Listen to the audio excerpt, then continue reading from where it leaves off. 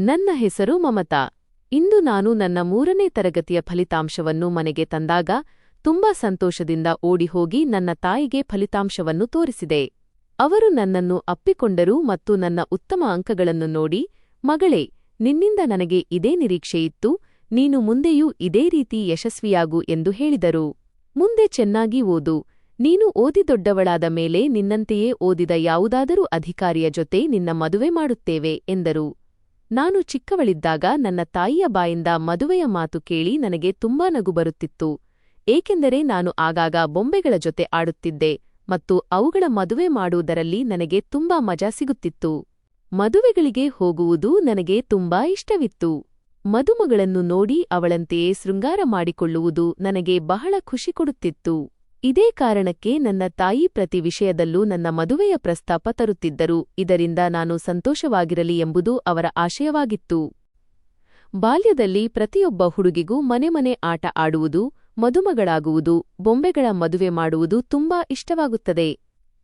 ಆದರೆ ದೊಡ್ಡವರಾದ ಮೇಲೆ ನಿಜವಾಗಿಯೂ ಇವೆಲ್ಲವನ್ನೂ ಮಾಡುವ ಸಮಯ ಬಂದಾಗ ಮಾತ್ರ ತಿಳಿಯುತ್ತದೆ, ಬಾಲ್ಯದ ಪ್ರತಿಯೊಂದು ಆಟವೂ ಸುಲಭವಾಗಿತ್ತು ಮತ್ತು ದೊಡ್ಡವರಾದ ಮೇಲೆ ಪ್ರತಿಯೊಂದು ಆಟವನ್ನು ಆಡುವುದು ತುಂಬಾ ಕಷ್ಟ ಎಂದು. ನಾನು ನನ್ನ ಪೋಷಕರಿಗೆ ಮುದ್ದಿನ ಮಗಳಾಗಿದ್ದೆ, ಏಕೆಂದರೆ ನನ್ನ ತಂದೆ ನನ್ನನ್ನು ಅಪಾರವಾಗಿ ಪ್ರೀತಿಸುತ್ತಿದ್ದರು. ನಾನು ನೋಡಲು ತುಂಬಾ ಸುಂದರವಾಗಿದ್ದೆ, ಏಕೆಂದರೆ ಆ ಸೌಂದರ್ಯ ನನಗೆ ನನ್ನ ತಾಯಿಯಿಂದ ಬಂದಿತ್ತು. ನನಗೆ ಅಣ್ಣ ತಮ್ಮಂದಿರಾರೂ ಇರಲಿಲ್ಲ, ನಾನು ನನ್ನ ಪೋಷಕರಿಗೆ ಒಬ್ಬಳೇ ಮಗಳು. ಹೌದು, ನನ್ನ ಪೋಷಕರ ಮದುವೆಯಾದ 10 ವರ್ಷಗಳ ನಂತರ ನಾನು ಜನಿಸಿದ್ದೆ. ಮದುವೆಯಾದ 10 ವರ್ಷಗಳ ನಂತರ ಹುಟ್ಟುವ ಮಗುವಿನ ಮೇಲೆ ಪ್ರೀತಿ ಅತೀವವಾಗಿರುತ್ತದೆ. ಕಾಲ ಕಳೆಯುತ್ತಾ ಹೋಯಿತು, ನಾನು ಬೆಳೆಯುತ್ತಾ ಹೋದೆ. ನನ್ನ ತಾಯಿ ಬಹಳ ದಿನಗಳಿಂದ ಅನಾರೋಗ್ಯದಿಂದ ಬಳಲುತ್ತಿದ್ದರು. ಅವರಿಗೆ ಚಿಕಿತ್ಸೆಯೂ ನಡೆಯುತ್ತಿತ್ತು. ಆದರೆ ಅವರು ಒಂದು ದಿನ ನಮ್ಮನ್ನು ಬಿಟ್ಟು ಹೋಗುತ್ತಾರೆ ಎಂದು ನಮಗೆ ತಿಳಿದಿರಲಿಲ್ಲ. ತಾಯಿ ತೀರಿಹೋದ ನಂತರ ನಾನು ತುಂಬಾ ಉದಾಸೀನಳಾದೆ ಮತ್ತು ಮನೆಯಲ್ಲಿ ಸಂಪೂರ್ಣವಾಗಿ ಒಂಟಿಯಾದೆ. ನಮಗೆ ಸಾಕಷ್ಟು ಸಂಬಂಧಿಕರಿದ್ದರು. ನನ್ನ ತಂದೆಗೆ 4 ಸಹೋದರರು ಮತ್ತು 3 ಸಹೋದರಿಯರಿದ್ದರು. ತಾಯಿ ಇದ್ದಾಗ ಎಲ್ಲರೂ ನಮ್ಮ ಮನೆಗೆ ಬರುತ್ತಿದ್ದರು. ತಾಯಿಯ ಮರಣದ ನಂತರವೂ ಎಲ್ಲರೂ ಬರುತ್ತಿದ್ದರು. ಯಾರಾದರೂ ನನಗಾಗಿ ಮತ್ತು ತಂದೆಗಾಗಿ ಅಡುಗೆ ಮಾಡಿಕೊಂಡು ಬರುತ್ತಿದ್ದರು, ಇನ್ನು ಕೆಲವರು ಮನೆಯ ಕೆಲಸಗಳನ್ನು ಮಾಡಿಕೊಡುತ್ತಿದ್ದರು. ನನ್ನ ತಾಯಿ ನನಗೆ ಎಂದಿಗೂ ಮನೆಯ ಕೆಲಸಗಳನ್ನು ಕಲಿಸಿರಲಿಲ್ಲ, ಏಕೆಂದರೆ ಅವರು ಯಾವಾಗಲೂ ಹೇಳುತ್ತಿದ್ದರು, ಹೆಣ್ಣುಮಕ್ಕಳ ಮೇಲೆ ಮನೆಯ ಜವಾಬ್ದಾರಿ ಹೇರಿ ಅವರ ಬಾಲ್ಯವನ್ನು ಹಾಳು ಮಾಡಬಾರದು. ಮದುವೆಯಾದ ಮೇಲೆ ಹೆಣ್ಣುಮಕ್ಕಳು ಮನೆಯನ್ನೇ ತಾನೇ ನಿಭಾಯಿಸಬೇಕು. ಮದುವೆಯಾದ ಮರುದಿನದಿಂದಲೇ ಮನೆಯ ಜವಾಬ್ದಾರಿ ಅವರ ತಲೆಯ ಮೇಲೆ ಬರುತ್ತದೆ. ಯಾವುದೇ ವ್ಯಕ್ತಿಯ ಮೇಲೆ ಜವಾಬ್ದಾರಿ ಬಂದಾಗ ಅವರು ತಮ್ಮ ಸುಖ ದುಃಖಗಳನ್ನು ಮರೆತು ಹೇಗಾದರೂ ಮಾಡಿ ಜವಾಬ್ದಾರಿಗಳನ್ನು ನಿಭಾಯಿಸಿಯೇ ತೀರುತ್ತಾರೆ ಎಂದು. ಹಾಗೆಯೇ ಹೆಣ್ಣುಮಕ್ಕಳು ಮದುವೆಯ ನಂತರ ಸಂಸಾರವನ್ನು ನಿಭಾಯಿಸುತ್ತಾರೆ ಎಂಬುದು ಅವರ ನಂಬಿಕೆಯಾಗಿತ್ತು. ಆದರೂ ನಾನು ತಾಯಿಯ ಮರಣದ ನಂತರ ಮನೆಯ ಸ್ವಲ್ಪ ಕೆಲಸಗಳನ್ನು ಮಾಡಲು ಪ್ರಾರಂಭಿಸಿದೆ. ನನಗೆ ಅವರ ಕೊರತೆ ತುಂಬಾ ಕಾಡುತ್ತಿತ್ತು ಮತ್ತು ನಾನು ಅವರನ್ನು ಬಹಳವಾಗಿ ನೆನಪಿಸಿಕೊಳ್ಳುತ್ತಿದ್ದೆ. ನಾನು ಯಾವಾಗಲೂ ದುಃಖದಲ್ಲಿರುತ್ತಿದ್ದೆ. ನನ್ನ ತಂದೆಗೆ ನನ್ನ ಈ ದುಃಖದ ಅರ್ಥ ನನಗೆ ತಾಯಿಯ ಅವಶ್ಯಕತೆ ಇದೆ ಎಂದು ಅನ್ನಿಸಿತು. ನನಗೆ ತಾಯಿಯ ಅವಶ್ಯಕತೆ ಇತ್ತು ಎಂಬುದು ನಿಜ, ಆದರೆ ನನಗೆ ಜನ್ಮ ನೀಡಿ ನಮ್ಮನ್ನು ಬಿಟ್ಟು ಹೋದ ಆ ನನ್ನ ತಾಯಿ ಮಾತ್ರ ಬೇಕಿತ್ತು. ಅವರು ಮರಳಿ ಬರಲಿ ಎಂದು ನಾನು ಬಯಸಿದ್ದೆ. ಆದರೆ ತಂದೆಯಾದರೋ ನನ್ನ ತಲೆಯ ಮೇಲೆ ಒಬ್ಬ ಸಾಕುತಾಯಿಯನ್ನು, ಸವತಿ ತಾಯಿ ಕರೆತಂದರು. ಅವಳು ನಿನ್ನನ್ನು ತುಂಬಾ ಪ್ರೀತಿಸುತ್ತಾಳೆ ಎಂದು ನನಗೆ ಸಮಜಾಯಿಷಿ ನೀಡಿದರು.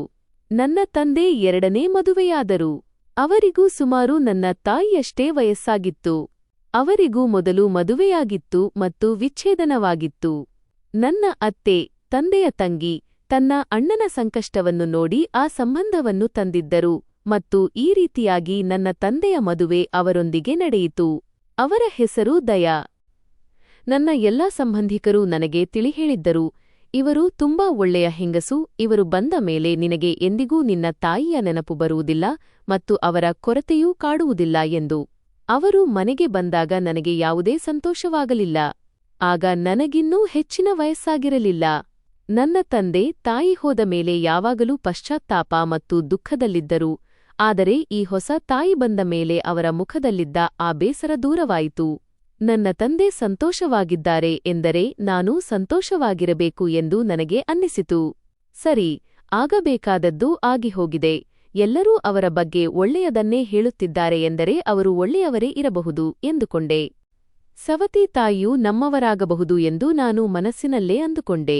ತಾಯಿಯ ನೆನಪು ಜೀವನ ಪೂರ್ತಿ ಹೃದಯದಲ್ಲಿರುತ್ತದೆ. ಆದರೆ ಈಗ ಇವರು ನನ್ನ ತಂದೆಯ ಪತ್ನಿ. ಆದ್ದರಿಂದ ನಾನು ಅವರನ್ನು ತಾಯಿ ಎಂದು ಕರೆಯಲೇಬೇಕು ಮತ್ತು ಸಂಬಂಧವನ್ನು ನಿಭಾಯಿಸಲೇಬೇಕು ಎಂದು ನಿರ್ಧರಿಸಿದೆ. ನಾನು ಅವರೊಂದಿಗೆ ಚೆನ್ನಾಗಿ ಮಾತನಾಡುತ್ತಿದ್ದೆ, ಗೌರವ ನೀಡುತ್ತಿದ್ದೆ. ಆದರೆ ಅವರು ಒಂದು ದಿನವೂ ನನ್ನೊಂದಿಗೆ ಸರಿಯಾಗಿ ಮಾತನಾಡಲಿಲ್ಲ.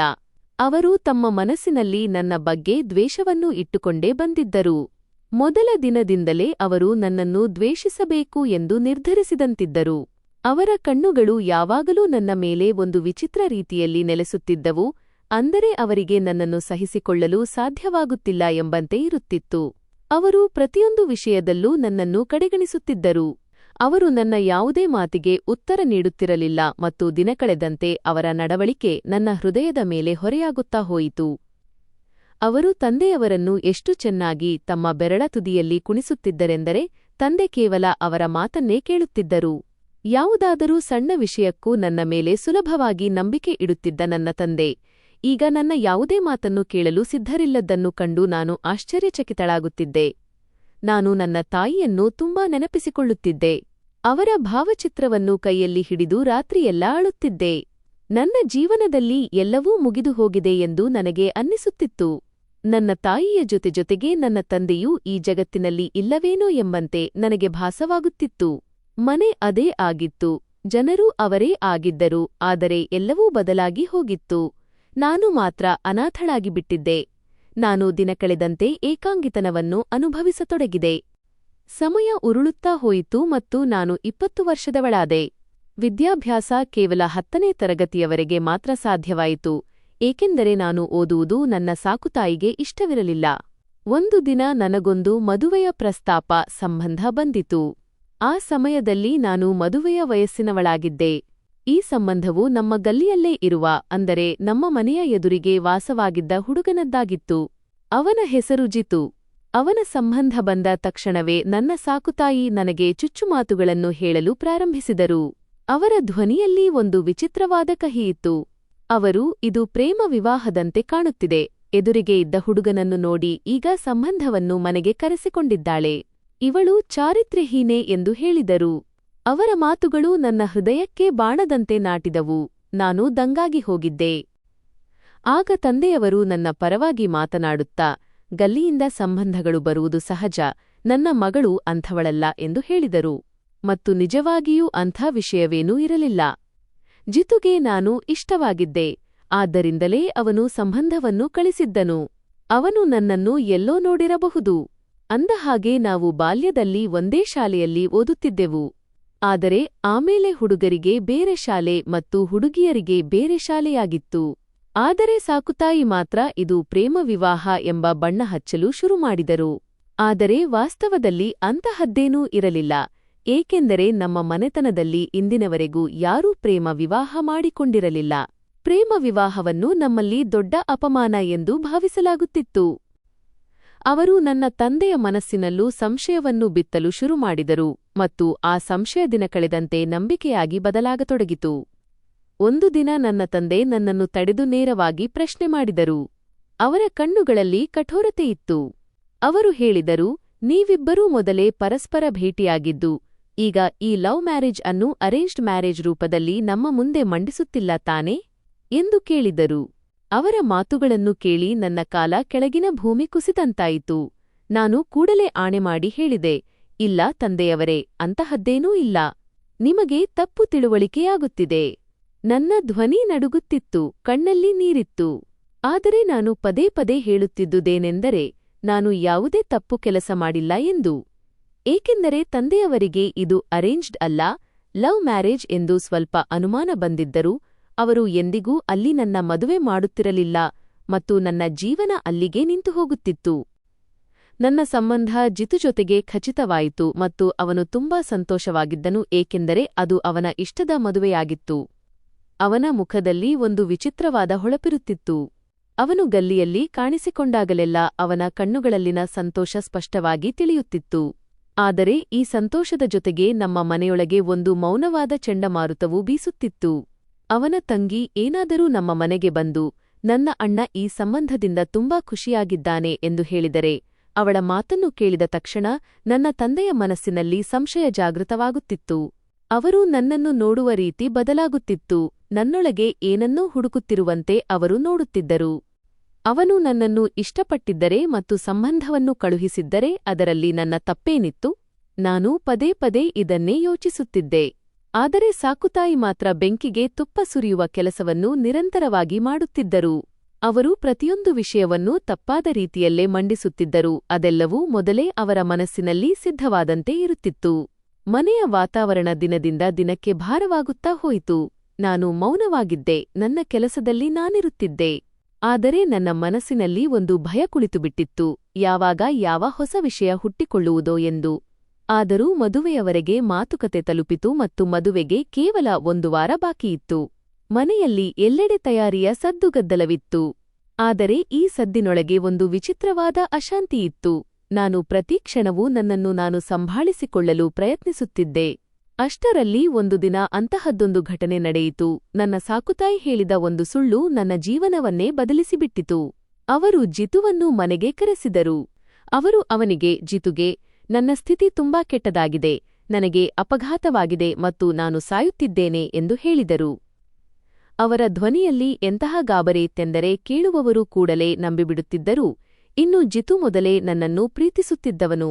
ಅವನು ಮಧ್ಯರಾತ್ರಿಯಲ್ಲಿ ಸಾಕುತಾಯಿಯ ಕರೆಯನ್ನು ಕೇಳಿ ಓಡುತ್ತಾ ಮನೆಗೆ ಬಂದನು.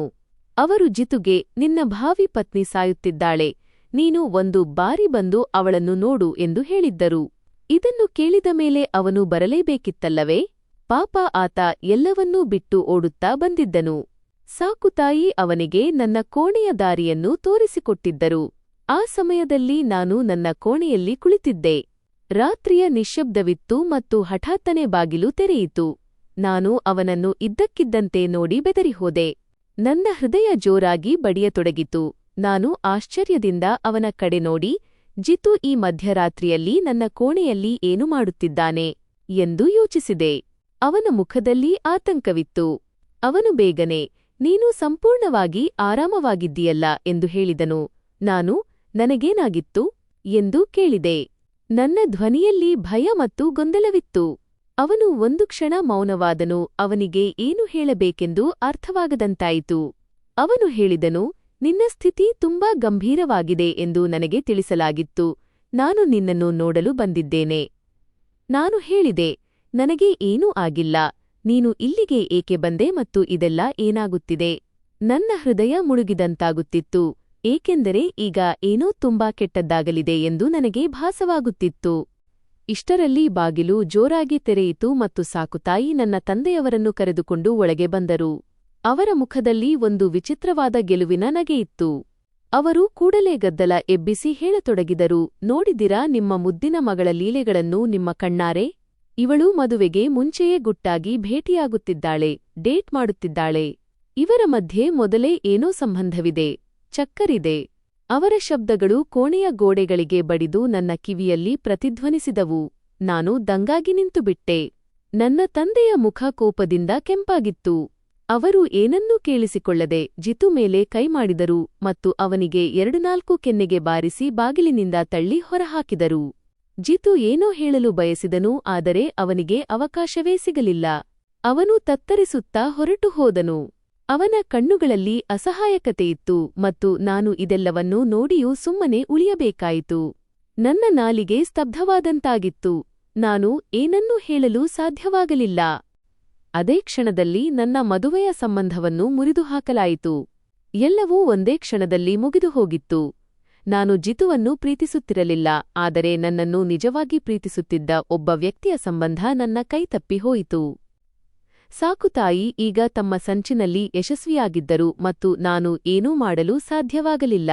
ಈ ರೀತಿಯಾಗಿ ಆ ಸಂಬಂಧ ಮುರಿದು ಹೋಯಿತು ಮತ್ತು ಅದರ ನಂತರ ನನ್ನ ಅದೃಷ್ಟದ ಮೇಲೆ ಎಂತಹ ದುರದೃಷ್ಟದ ನೆರಳು ಆವರಿಸಿತು ಎಂದರೆ ಸಂತೋಷವೇ ನನ್ನ ವಿಳಾಸವನ್ನು ಮರೆತುಬಿಟ್ಟಿದೆಯೇನೋ ಎನ್ನುವಂತಾಯಿತು. ಸಮಯ ಕಳೆಯುತ್ತಾ ಹೋಯಿತು. ದಿನಗಳು ತಿಂಗಳುಗಳಾದವು, ತಿಂಗಳುಗಳು ವರ್ಷಗಳಾಗಿ ಬದಲಾದವು. ಆದರೆ ನನ್ನ ಜೀವನ ಮಾತ್ರ ಅಲ್ಲೇ ನಿಂತಿತ್ತು.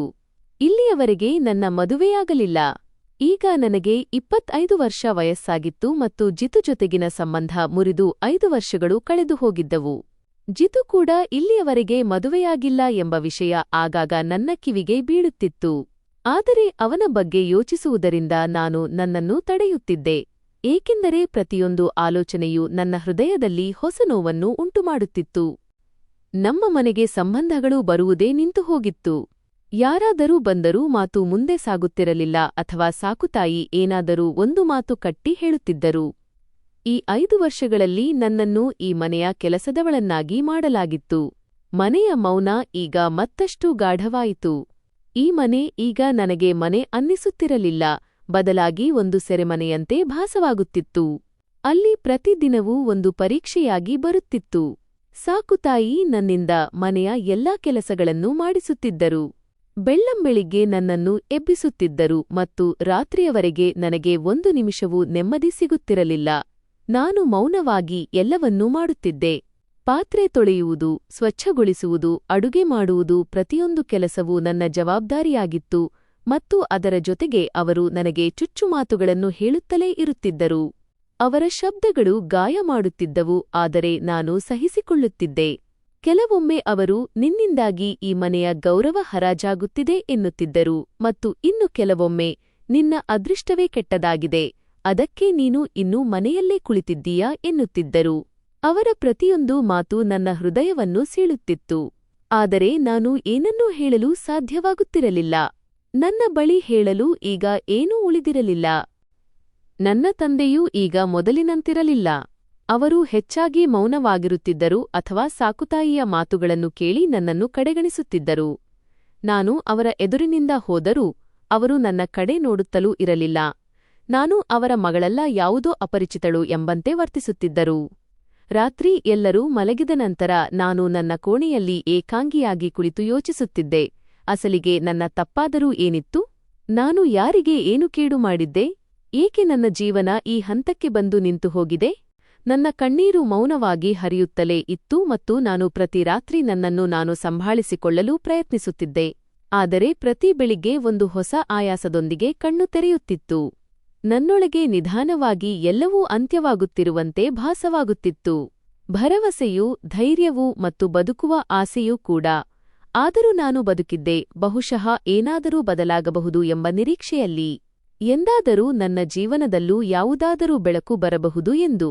ಆದರೆ ಆ ಬೆಳಕು ಇಂದಿನವರೆಗೂ ಎಲ್ಲಿಯೂ ಕಾಣಿಸಿರಲಿಲ್ಲ. ಈಗ ಇಡೀ ಮನೆಯ ಮೇಲೆ ಸಾಕುತಾಯಿಯ ಆಳ್ವಿಕೆಯಿತ್ತು. ತಂದೆಯವರು ಅವರ ಪ್ರತಿಯೊಂದು ಮಾತನ್ನೂ ನಂಬುತ್ತಿದ್ದರು. ಅವರು ಸಂಬಂಧಿಕರ ಯಾವುದೇ ಮಾತನ್ನೂ ಕೇಳುತ್ತಿರಲಿಲ್ಲ. ಏಕೆಂದರೆ ಸಾಕುತಾಯಿಯ ಸ್ವಭಾವ ಎಷ್ಟು ಕೆಟ್ಟದಾಗಿತ್ತೆಂದರೆ ಯಾವುದೇ ಸಂಬಂಧಿಕರು ನಮ್ಮ ಮನೆಗೆ ಬರಲು ಇಷ್ಟಪಡುತ್ತಿರಲಿಲ್ಲ. ನನಗೆ ಆಸರೆ ನೀಡುವವರು ಯಾರೂ ಉಳಿದಿರಲಿಲ್ಲ. ನಾನು ಮಾತ್ರ ಏಕಾಂಗಿಯಾಗಿ ಉಳಿದಿದ್ದೆ ಮತ್ತು ನನಗೇನಿತ್ತು? ನಾನು ಬೆಳಿಗ್ಗೆಯಿಂದ ರಾತ್ರಿಯವರೆಗೆ ಒಂದು ಯಂತ್ರದಂತೆ ಕೆಲಸ ಮಾಡುತ್ತಲೇ ಇರುತ್ತಿದ್ದೆ. ಕೆಲವೊಮ್ಮೆ ಅಡುಗೆಮನೆಯಲ್ಲಿ, ಕೆಲವೊಮ್ಮೆ ಅಂಗಳದಲ್ಲಿ, ಕೆಲವೊಮ್ಮೆ ಬಟ್ಟೆ ತೊಳೆಯುತ್ತಿದ್ದೆ, ಕೆಲವೊಮ್ಮೆ ಪಾತ್ರೆಗಳನ್ನು ಸ್ವಚ್ಛಗೊಳಿಸುತ್ತಿದ್ದೆ. ನನಗೆ ಯಾವುದೇ ವಿಶ್ರಾಂತಿ ಇರಲಿಲ್ಲ. ನನಗಾಗಿ ಯಾವುದೇ ಸ್ವಂತ ಇಚ್ಛೆ ಇರಲಿಲ್ಲ. ಸಾಕುತಾಯಿಗೆ ನಾನು ಈ ಮನೆಯಲ್ಲಿರುವುದು ಲಾಭದಾಯಕವೆಂದು ಅನ್ನಿಸುತ್ತಿತ್ತು, ಏಕೆಂದರೆ ನಾನು ಏನೂ ಮಾತನಾಡದೆ ಪ್ರತಿಯೊಂದು ಕೆಲಸವನ್ನೂ ಮಾಡುತ್ತಿದ್ದೆ. ಆದರೂ ಅವರ ಹೃದಯದಲ್ಲಿ ನನ್ನ ಬಗ್ಗೆ ಎಂತಹ ವಿಷವಿತ್ತೋ ಏನೋ. ಅವರು ಯಾವಾಗಲೂ ಮುಖ ಸಿಂಡರಿಸಿಕೊಂಡಿರುತ್ತಿದ್ದರು ಮತ್ತು ಪ್ರತಿಕ್ಷಣವೂ ಕ್ರೂರಿಯಂತೆ ವರ್ತಿಸುತ್ತಿದ್ದರು. ಅವರು ಸಣ್ಣಪುಟ್ಟ ವಿಷಯಗಳಿಗೂ ನನ್ನನ್ನು ಬೈಯುತ್ತಿದ್ದರು. ಬಟ್ಟೆಯಲ್ಲಿ ಸಣ್ಣ ಕಲೆಯಿದ್ದರೂ ಸಹ ಗಂಟೆಗಟ್ಟಲೆ ಮಾತಿನಿಂದ ಚುಚ್ಚುತ್ತಿದ್ದರು. ಅವರ ಮಾತುಗಳಲ್ಲಿ ಆಸಿಡ್ನಂತಹ ತೀಕ್ಷ್ಣತೆಯಿತ್ತು. ಅದು ನನ್ನ ಹೃದಯವನ್ನು ಸುಡುತ್ತಿತ್ತು. ನಾನು ಮೌನವಾಗಿ ಎಲ್ಲವನ್ನೂ ಸಹಿಸಿಕೊಳ್ಳುತ್ತಿದ್ದೆ, ಏಕೆಂದರೆ ನನ್ನ ಬಳಿ ಬೇರೆ ದಾರಿಯೇ ಇರಲಿಲ್ಲ.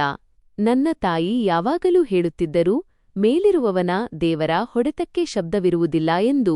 ಆದರೆ ನಾನು ಪ್ರತಿದಿನ ಯೋಚಿಸುತ್ತಿದ್ದೆ, ಆ ಹೊಡೆತ ಸಾಕುತಾಯಿಯ ಮೇಲೆ ಏಕೆ ಬೀಳುತ್ತಿಲ್ಲ ಎಂದು. ಅವರು ಏಕೆ ಬದಲಾಗುತ್ತಿಲ್ಲ? ನಿಧಾನವಾಗಿ ನನಗೆ ಅರಿವಾಗತೊಡಗಿತು, ಈಗ ಅವರು ನನ್ನನ್ನು ಈ ಮನೆಯಿಂದ ಹೊರಹಾಕಲು ಬಯಸುತ್ತಿದ್ದಾರೆ ಎಂದು. ಅವರ ಕಣ್ಣುಗಳಲ್ಲಿ ಈಗ ಒಂದು ಹೊಸ ಯೋಜನೆ ಕಾಣಿಸುತ್ತಿತ್ತು. ಒಂದು ದಿನ ಅವರು ಯಾರೊಂದಿಗೋ ಮಾತನಾಡುತ್ತಿರುವುದನ್ನು ನಾನು ಕೇಳಿಸಿಕೊಂಡೆ.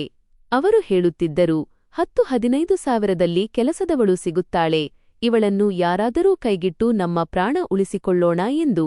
ಅವರ ಈ ಮಾತನ್ನು ಕೇಳಿ ನನ್ನ ಹೃದಯ ಕುಸಿದಂತಾಯಿತು. ನಾನು ಅವರ ಪಾಲಿಗೆ ಹೊರೆಯಾಗಿದ್ದೇನೆ ಎಂಬುದು ನನಗೆ ಅರ್ಥವಾಯಿತು. ನಾನು ಅವರ ಎಲ್ಲಾ ಕೆಲಸಗಳನ್ನು ಮಾಡುತ್ತಿದ್ದರೂ, ಅವರ ಪ್ರತಿಯೊಂದು ಆಜ್ಞೆಯನ್ನು ಪಾಲಿಸುತ್ತಿದ್ದರೂ ಅವರಿಗೆ ನನ್ನನ್ನು ಸಹಿಸಿಕೊಳ್ಳಲು ಸಾಧ್ಯವಾಗುತ್ತಿರಲಿಲ್ಲ. ನನ್ನ ವಯಸ್ಸು ಹೆಚ್ಚಾಗುತ್ತಿತ್ತು ಮತ್ತು ನಾನು ನನ್ನ ಬಗ್ಗೆ ಕಾಳಜಿ ವಹಿಸುವುದನ್ನು ಬಿಟ್ಟುಬಿಟ್ಟಿದ್ದೆ. ಇಡೀ ದಿನ ಕೆಲಸ ಮಾಡಿ ನನ್ನ ದೇಹ ದಣಿದು ಹೋಗಿತ್ತು. ಮುಖದ ಕಳೆ ಉಡುಗಿ ಹೋಗಿತ್ತು. ಕಣ್ಣುಗಳ ಕೆಳಗೆ ಕಪ್ಪು ವರ್ತುಲಗಳು, ಡಾರ್ಕ್ ಸರ್ಕಲ್ಸ್ ಬಂದಿದ್ದವು. ಕೂದಲು ಯಾವಾಗಲೂ ಹರಕುಮುರುಕಾಗಿರುತ್ತಿತ್ತು ಮತ್ತು ಬಟ್ಟೆಗಳೂ ಸಹ ಕೇವಲ ಕೆಲಸಕ್ಕೆ ಬರುವಂತಿದ್ದವು. ನನಗೆ ಸಿಕ್ಕಿದ್ದನ್ನು ನಾನು ಧರಿಸುತ್ತಿದ್ದೆ. ಜನರು ನನ್ನನ್ನು ನೋಡಿದಾಗ ಬಹುಶಃ ನನ್ನ ವಯಸ್ಸು 30 ಅಥವಾ 35 ವರ್ಷವಿರಬಹುದು ಎಂದು ಭಾವಿಸುತ್ತಿದ್ದರು. ವಾಸ್ತವದಲ್ಲಿ ನಾನಿನ್ನೂ ಅಷ್ಟು ದೊಡ್ಡವಳಾಗಿರಲಿಲ್ಲ. ಆದರೆ ಸಮಯ ಮತ್ತು ಸಂದರ್ಭಗಳು ನನ್ನನ್ನು ಸಮಯಕ್ಕಿಂತ ಮೊದಲೇ ಮುಪ್ಪಾಗುವಂತೆ ಮಾಡಿದ್ದವು. ಅದೇ ಸಮಯದಲ್ಲಿ ನನಗೊಂದು ಸಂಬಂಧ ಬಂದಿತು.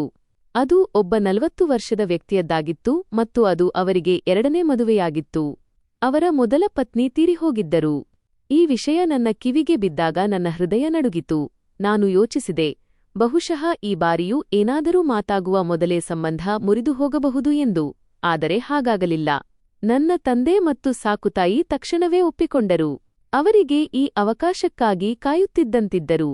ಒಬ್ಬ ಕನ್ಯೆ ಹುಡುಗಿಯ ಮದುವೆಯನ್ನು ಈಗಾಗಲೇ ಮದುವೆಯಾಗಿದ್ದ ಮತ್ತು ನನಗಿಂತ ವಯಸ್ಸಿನಲ್ಲಿ ಹಿರಿಯನಾದ ವ್ಯಕ್ತಿಯೊಂದಿಗೆ ಮಾಡುತ್ತಿದ್ದೇವೆ ಎಂದು ಯಾರೂ ಕೂಡ ಕಿಂಚಿತ್ತೂ ಯೋಚಿಸಲಿಲ್ಲ.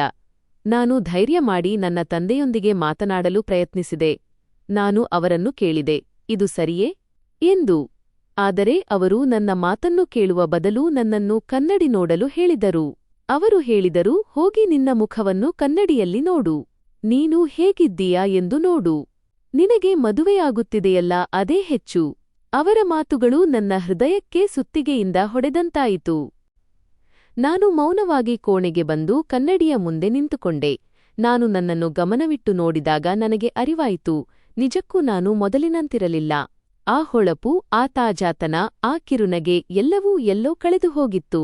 ಆದರೆ ನನ್ನೊಂದಿಗೆ ಈ ರೀತಿ ನಡೆದುಕೊಳ್ಳುವಷ್ಟು ನಾನು ಕೆಟ್ಟವಳಾಗಿರಲಿಲ್ಲ.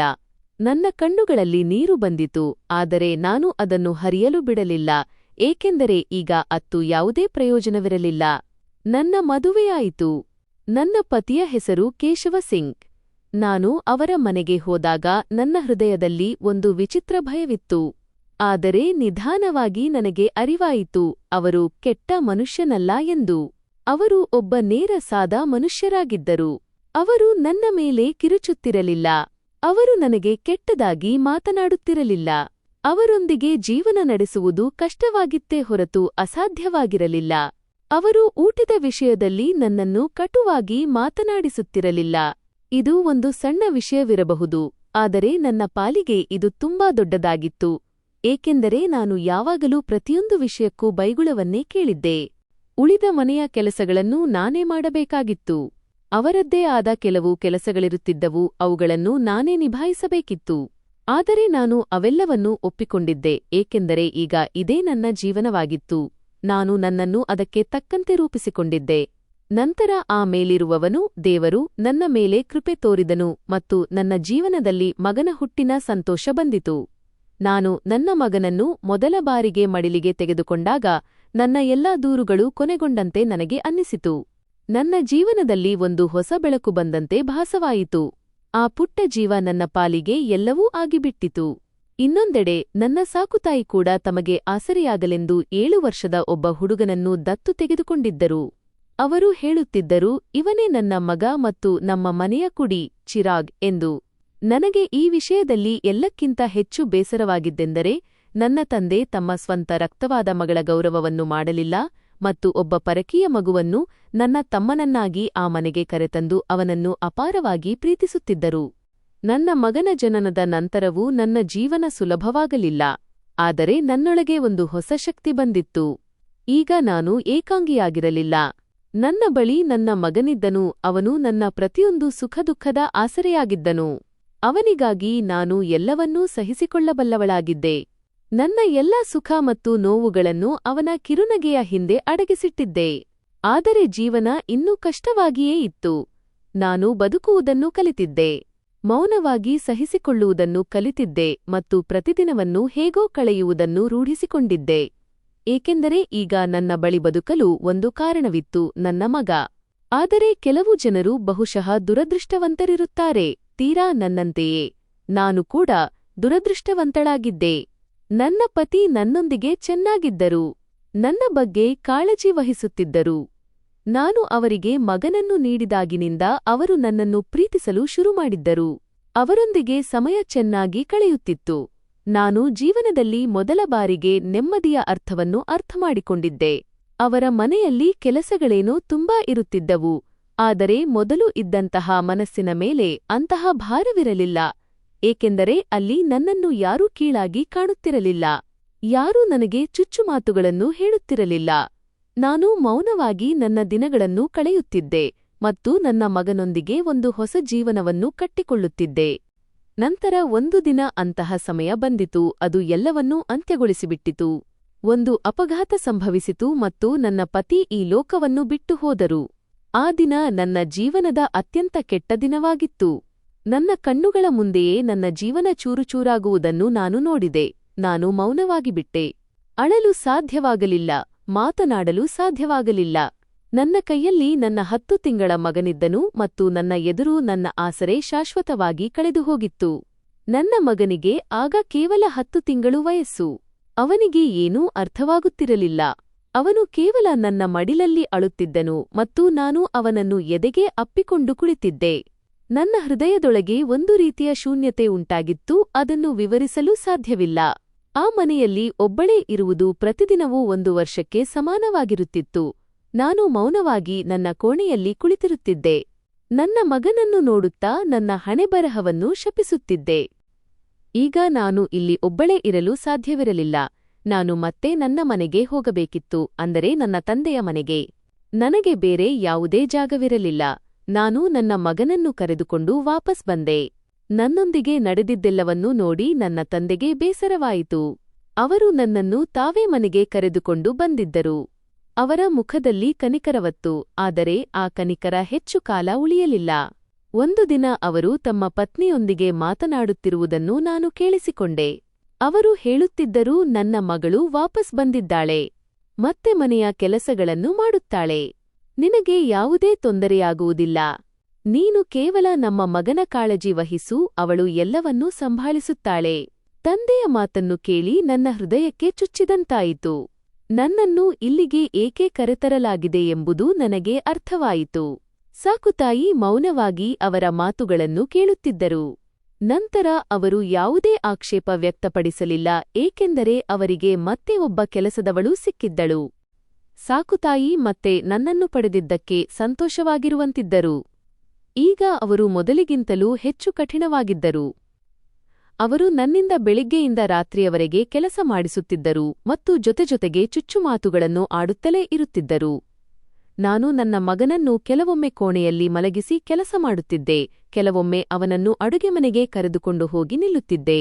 ಆ ಪುಟ್ಟ ಮಗು ಕೆಲವೊಮ್ಮೆ ಅಳುತ್ತಿತ್ತು, ಕೆಲವೊಮ್ಮೆ ನನ್ನನ್ನು ನೋಡಿ ಸುಮ್ಮನಾಗುತ್ತಿತ್ತು. ಆದರೆ ನಾನು ಅವನ ಬಳಿ ಹೆಚ್ಚು ಹೊತ್ತು ಇರಲು ಸಾಧ್ಯವಾಗುತ್ತಿರಲಿಲ್ಲ, ಏಕೆಂದರೆ ಪ್ರತಿಕ್ಷಣವೂ ಯಾವುದಾದರೊಂದು ಆಜ್ಞೆ ಬರುತ್ತಲೇ ಇರುತ್ತಿತ್ತು. ನನ್ನ ಜೀವನ ಮತ್ತೆ ಮೊದಲಿದ್ದ ಜಾಗಕ್ಕೆ ಬಂದಿತ್ತು. ಅಷ್ಟೇ ಅಲ್ಲ, ಈಗ ಅದು ಮೊದಲಿಗಿಂತಲೂ ಕೆಟ್ಟದಾಗಿತ್ತು.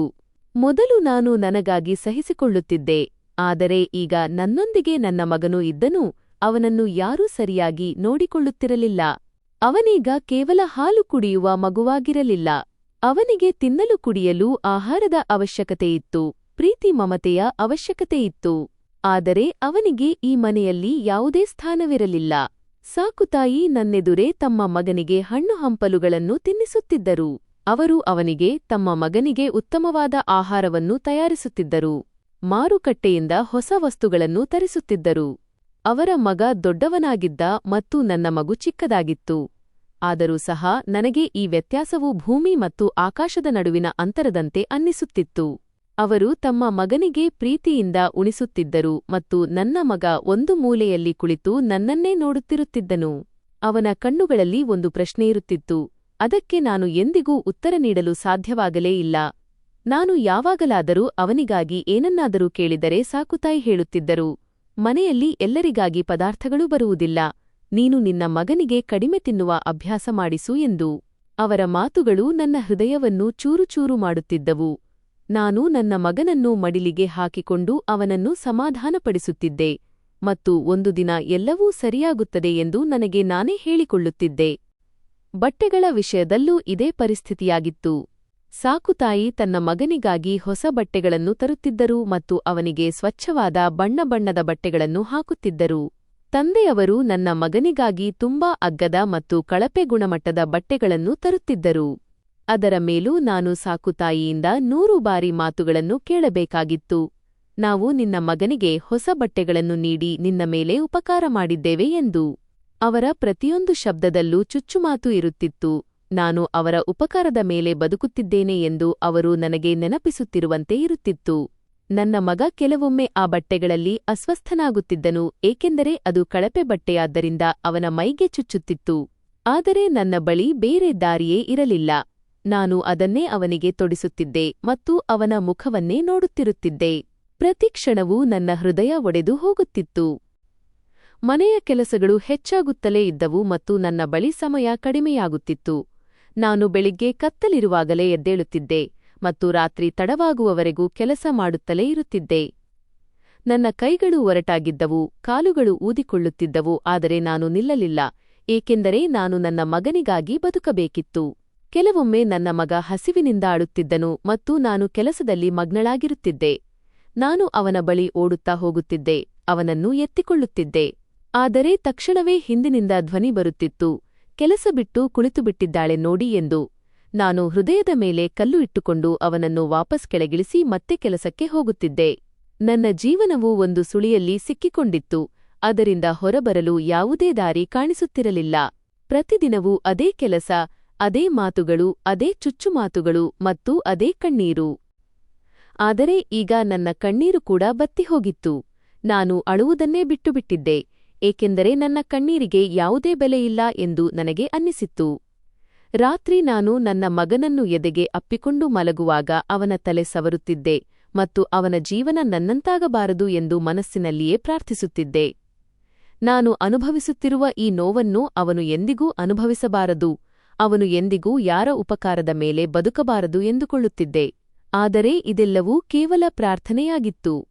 ವಾಸ್ತವವು ಪ್ರತಿದಿನ ಬೆಳಿಗ್ಗೆ ನನ್ನ ಎದುರು ಬಂದು ನಿಲ್ಲುತ್ತಿತ್ತು ಮತ್ತು ನನ್ನನ್ನು ಮತ್ತೆ ಅದೇ ಜೀವನಕ್ಕೆ ತಳ್ಳುತ್ತಿತ್ತು, ಎಲ್ಲಿ ನನಗಾಗಿ ಯಾವುದೇ ಸ್ಥಾನವಿರಲಿಲ್ಲ ಮತ್ತು ನನ್ನ ಮಗನಿಗಾಗಿ ಯಾವುದೇ ಮಮತೆಯಿರಲಿಲ್ಲ. ತಂದೆಯವರಿಗೂ ಯಾವುದೇ ಕಾಳಜಿಯಿರಲಿಲ್ಲ. ಮೊದಲು ನಾನು ಏಕಾಂಗಿಯಾಗಿದ್ದೆ ಮತ್ತು ನನ್ನ ಮೇಲಾಗುವ ಎಲ್ಲಾ ದೌರ್ಜನ್ಯಗಳನ್ನು ಸಹಿಸಿಕೊಳ್ಳುತ್ತಿದ್ದೆ. ಆದರೆ ಈಗ ಯಾವಾಗ ನನ್ನ ಮಗನ ಮೇಲೆ ದೌರ್ಜನ್ಯ ನಡೆಯುತ್ತಿತ್ತೋ, ಅವನಿಗೆ ಸರಿಯಾದ ಸಮಯಕ್ಕೆ ಊಟ ನೀಡುತ್ತಿರಲಿಲ್ಲವೋ ಅಥವಾ ನನ್ನ ಸಾಕುತಾಯಿ ಅವನ ಬಗ್ಗೆ ಏನಾದರೂ ಅಂದಾಗ ನನಗೆ ವಿಪರೀತ ಕೋಪ ಬರುತ್ತಿತ್ತು. ನನ್ನ ಹೃದಯ ಉರಿಯುತ್ತಿತ್ತು. ಈಗ ನಾನು ಮೌನವಾಗಿರಲು ಸಾಧ್ಯವಾಗುತ್ತಿರಲಿಲ್ಲ. ನಾನು ಅವರಿಗೆ ಎದುರು ಉತ್ತರ ನೀಡತೊಡಗಿದೆ. ನಿಮಗೆ ಅಸಲಿಗೆ ಏನು ತೊಂದರೆ? ನನ್ನ ಇಡೀ ಜೀವನವನ್ನು ನೀವೇ ಹಾಳು ಮಾಡಿದಿರಿ. ಈಗಲೂ ನಿಮಗೆ ನೆಮ್ಮದಿ ಸಿಕ್ಕಿಲ್ಲವೇ? ಯಾವುದಾದರೂ ಒಂದು ದಿನ ದೇವರು ನಿಮಗೆ ಶಿಕ್ಷೆ ನೀಡಿಯೇ ನೀಡುತ್ತಾನೆ. ಈಗ ಕೇವಲ ಅವನು ದಾರಿಯನ್ನು ಸಡಿಲಬಿಟ್ಟಿದ್ದಾನೆ ಅಷ್ಟೇ ಎಂದು ಹೇಳುತ್ತಿದ್ದೆ. ನನ್ನ ಮಾತುಗಳನ್ನು ಕೇಳಿದ ತಕ್ಷಣ ಸಾಕುತಾಯಿಯ ಮುಖ ಬದಲಾಗುತ್ತಿತ್ತು. ಅವರ ಕಣ್ಣುಗಳಲ್ಲಿ ಅಂತಹ ದ್ವೇಷ ಬರುತ್ತಿತ್ತು ಎಂದರೆ ಅವರು ನನ್ನನ್ನು ಅಲ್ಲೇ ಕೊನೆಗೊಳಿಸಲು ಬಯಸುವಂತೆ ಇರುತ್ತಿತ್ತು. ಅವರು ಕಿರುಚುತ್ತಾ ಹೇಳುತ್ತಿದ್ದರು, ಇವಳ ನಾಲಿಗೆ ನೋಡಿ, ಈಗ ನಮಗೆ ಶಾಪ ನೀಡುತ್ತಿದ್ದಾಳೆ. ಯಾವ ಮನೆಯಲ್ಲಿ ವಾಸವಿದ್ದಾಳೋ ಅವರನ್ನೇ ಶಪಿಸುತ್ತಿದ್ದಾಳೆ ಎಂದು. ನಾನು ಈಗ ಹಿಂದೆ ಸರಿಯುವವಳಾಗಿರಲಿಲ್ಲ. ನನ್ನೊಳಗೆ ವರ್ಷಗಳಿಂದ ಅಡಗಿದ್ದ ಕೋಪ ಹೊರಬರಲು ಪ್ರಾರಂಭವಾಗಿತ್ತು. ನನ್ನ ಮಗ ಹಸಿವಿನಿಂದ ಅಳುವಾಗ ನನ್ನ ಹೃದಯ ಚೂರುಚೂರಾಗುತ್ತಿತ್ತು. ನಾನು ಅವನನ್ನು ಅಪ್ಪಿಕೊಂಡು ಸುಮ್ಮನಿರಿಸುತ್ತಿದ್ದೆ, ಆದರೆ ಅವನ ಬಿಕ್ಕಳಿಕೆಗಳು ನನ್ನ ಹೃದಯದೊಳಗೆ ಇಳಿಯುತ್ತಿದ್ದವು. ನಾನು ಸಾಕುತಾಯಿಗೆ ಕೇಳುತ್ತಿದ್ದೆ, ನನ್ನ ಮಗನ ತಪ್ಪೇನಿದೆ? ಅವನಿಗೆ ಏಕೆ ತೊಂದರೆ ನೀಡುತ್ತೀರಿ ಎಂದು. ಆದರೆ ಅವರು ಉಲ್ಟಾ ನನಗೆ ಬೈಯುತ್ತಿದ್ದರು, ನೀನು ಜನ್ಮ ನೀಡಿದ್ದೀಯಾ, ನೀನೇ ನೋಡಿಕೋ, ನಿನ್ನ ಮಗನನ್ನು ಸಾಕುವ ಹವ್ಯಾಸ ನಮಗೇನೂ ಇಲ್ಲ ಎಂದು. ಮನೆಯ ವಾತಾವರಣ ದಿನದಿಂದ ದಿನಕ್ಕೆ ಮತ್ತಷ್ಟು ಹದಗೆಡುತ್ತಿತ್ತು. ತಂದೆಯವರು ಈಗ ನನ್ನ ಕಣ್ಣು ನೋಡಿ ಮಾತನಾಡುತ್ತಿರಲಿಲ್ಲ. ನಾನು ಅವರಿಗೆ ಏನನ್ನಾದರೂ ಹೇಳಲು ಪ್ರಯತ್ನಿಸಿದಾಗ ಅವರು ವಿಷಯವನ್ನು ತಪ್ಪಿಸುತ್ತಿದ್ದರು ಅಥವಾ ಸಾಕುತಾಯಿಯ ಮಾತುಗಳನ್ನು ಕೇಳಿ ನನ್ನನ್ನೇ ತಪ್ಪಿತಸ್ಥಳೆಂದು ನಿರ್ಧರಿಸುತ್ತಿದ್ದರು. ಈ ಮನೆಯಲ್ಲಿದ್ದರೂ ನಾನು ಈ ಮನೆಯ ಭಾಗವಾಗಿಲ್ಲ ಎಂದು ನನಗೆ ಅನ್ನಿಸುತ್ತಿತ್ತು. ಸಾಕುತಾಯಿಯ ವರ್ತನೆಯಲ್ಲಿ ಈಗ ಒಂದು ಹೊಸ ಕಠೋರತೆ ಬಂದಿತ್ತು. ಅವರು ಬೇಕೆಂತಲೇ ನನಗೆ ಕಷ್ಟಕರವಾದ ಕೆಲಸಗಳನ್ನು ನೀಡುತ್ತಿದ್ದರು.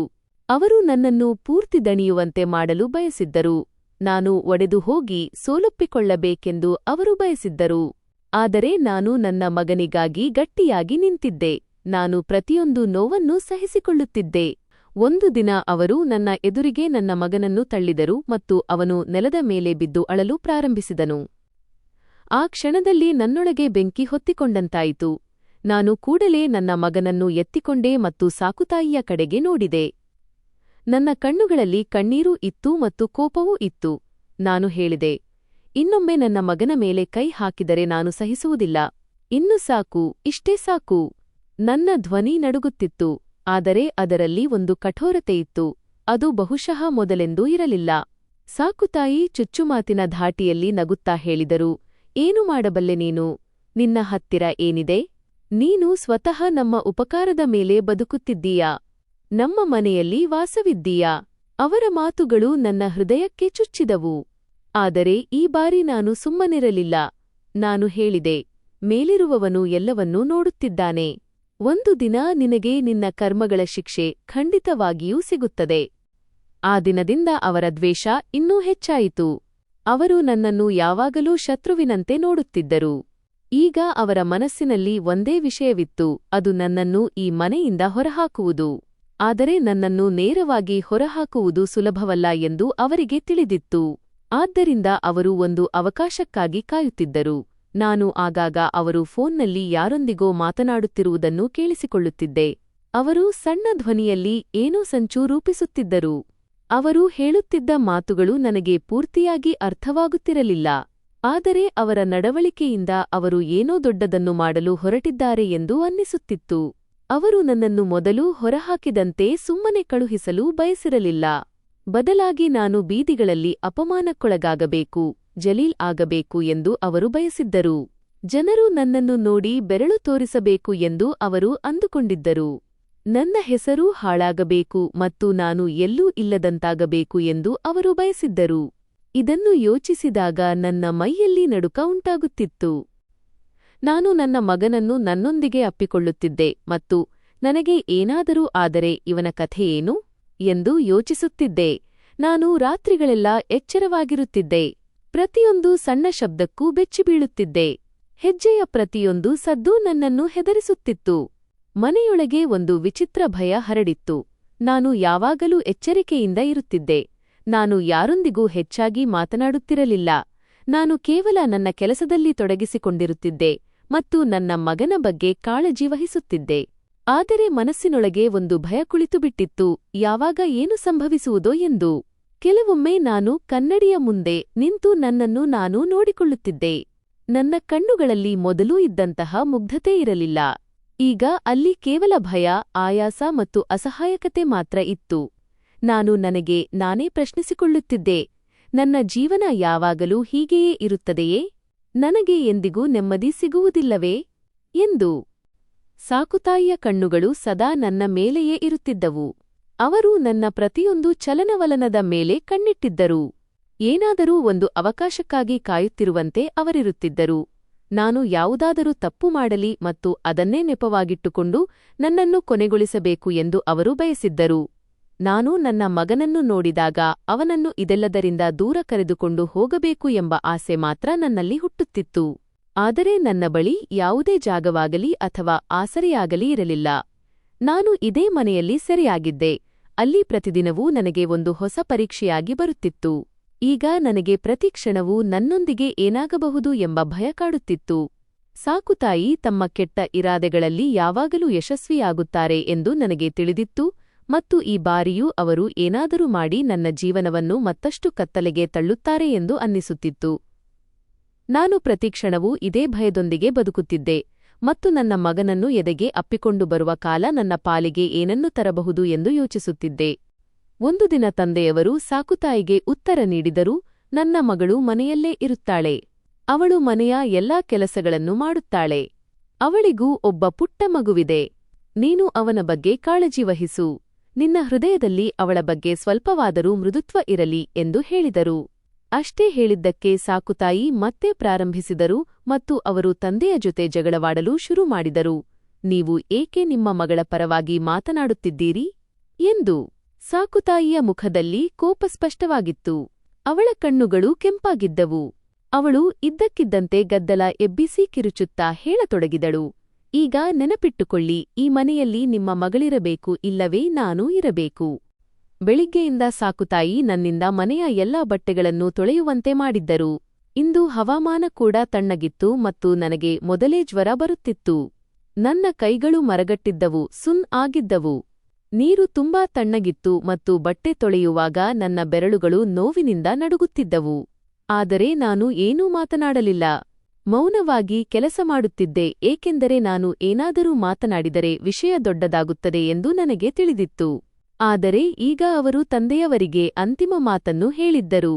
ಅವರು ಹೇಳಿದರು, ಈ ಮನೆಯಿಂದ ನಿನ್ನ ಮಗಳನ್ನು ಹೊರಹಾಕು ಅಥವಾ ನನಗೆ ವಿಚ್ಛೇದನ, ತಲಾಕ್ ನೀಡು. ಅವರ ಧ್ವನಿಯಲ್ಲಿ ಹಠವಿತ್ತು ಮತ್ತು ಒಂದು ವಿಚಿತ್ರ ಅಹಂಕಾರವೂ ಇತ್ತು. ನನ್ನ ತಂದೆ ಮಧ್ಯದಲ್ಲಿ ನಿಂತಿದ್ದರು. ಅವರು ತುಂಬಾ ಆತಂಕಕ್ಕೊಳಗಾಗಿದ್ದರು. ಅವರ ಮುಖದಲ್ಲಿ ಅಸಹಾಯಕತೆ ಇತ್ತು.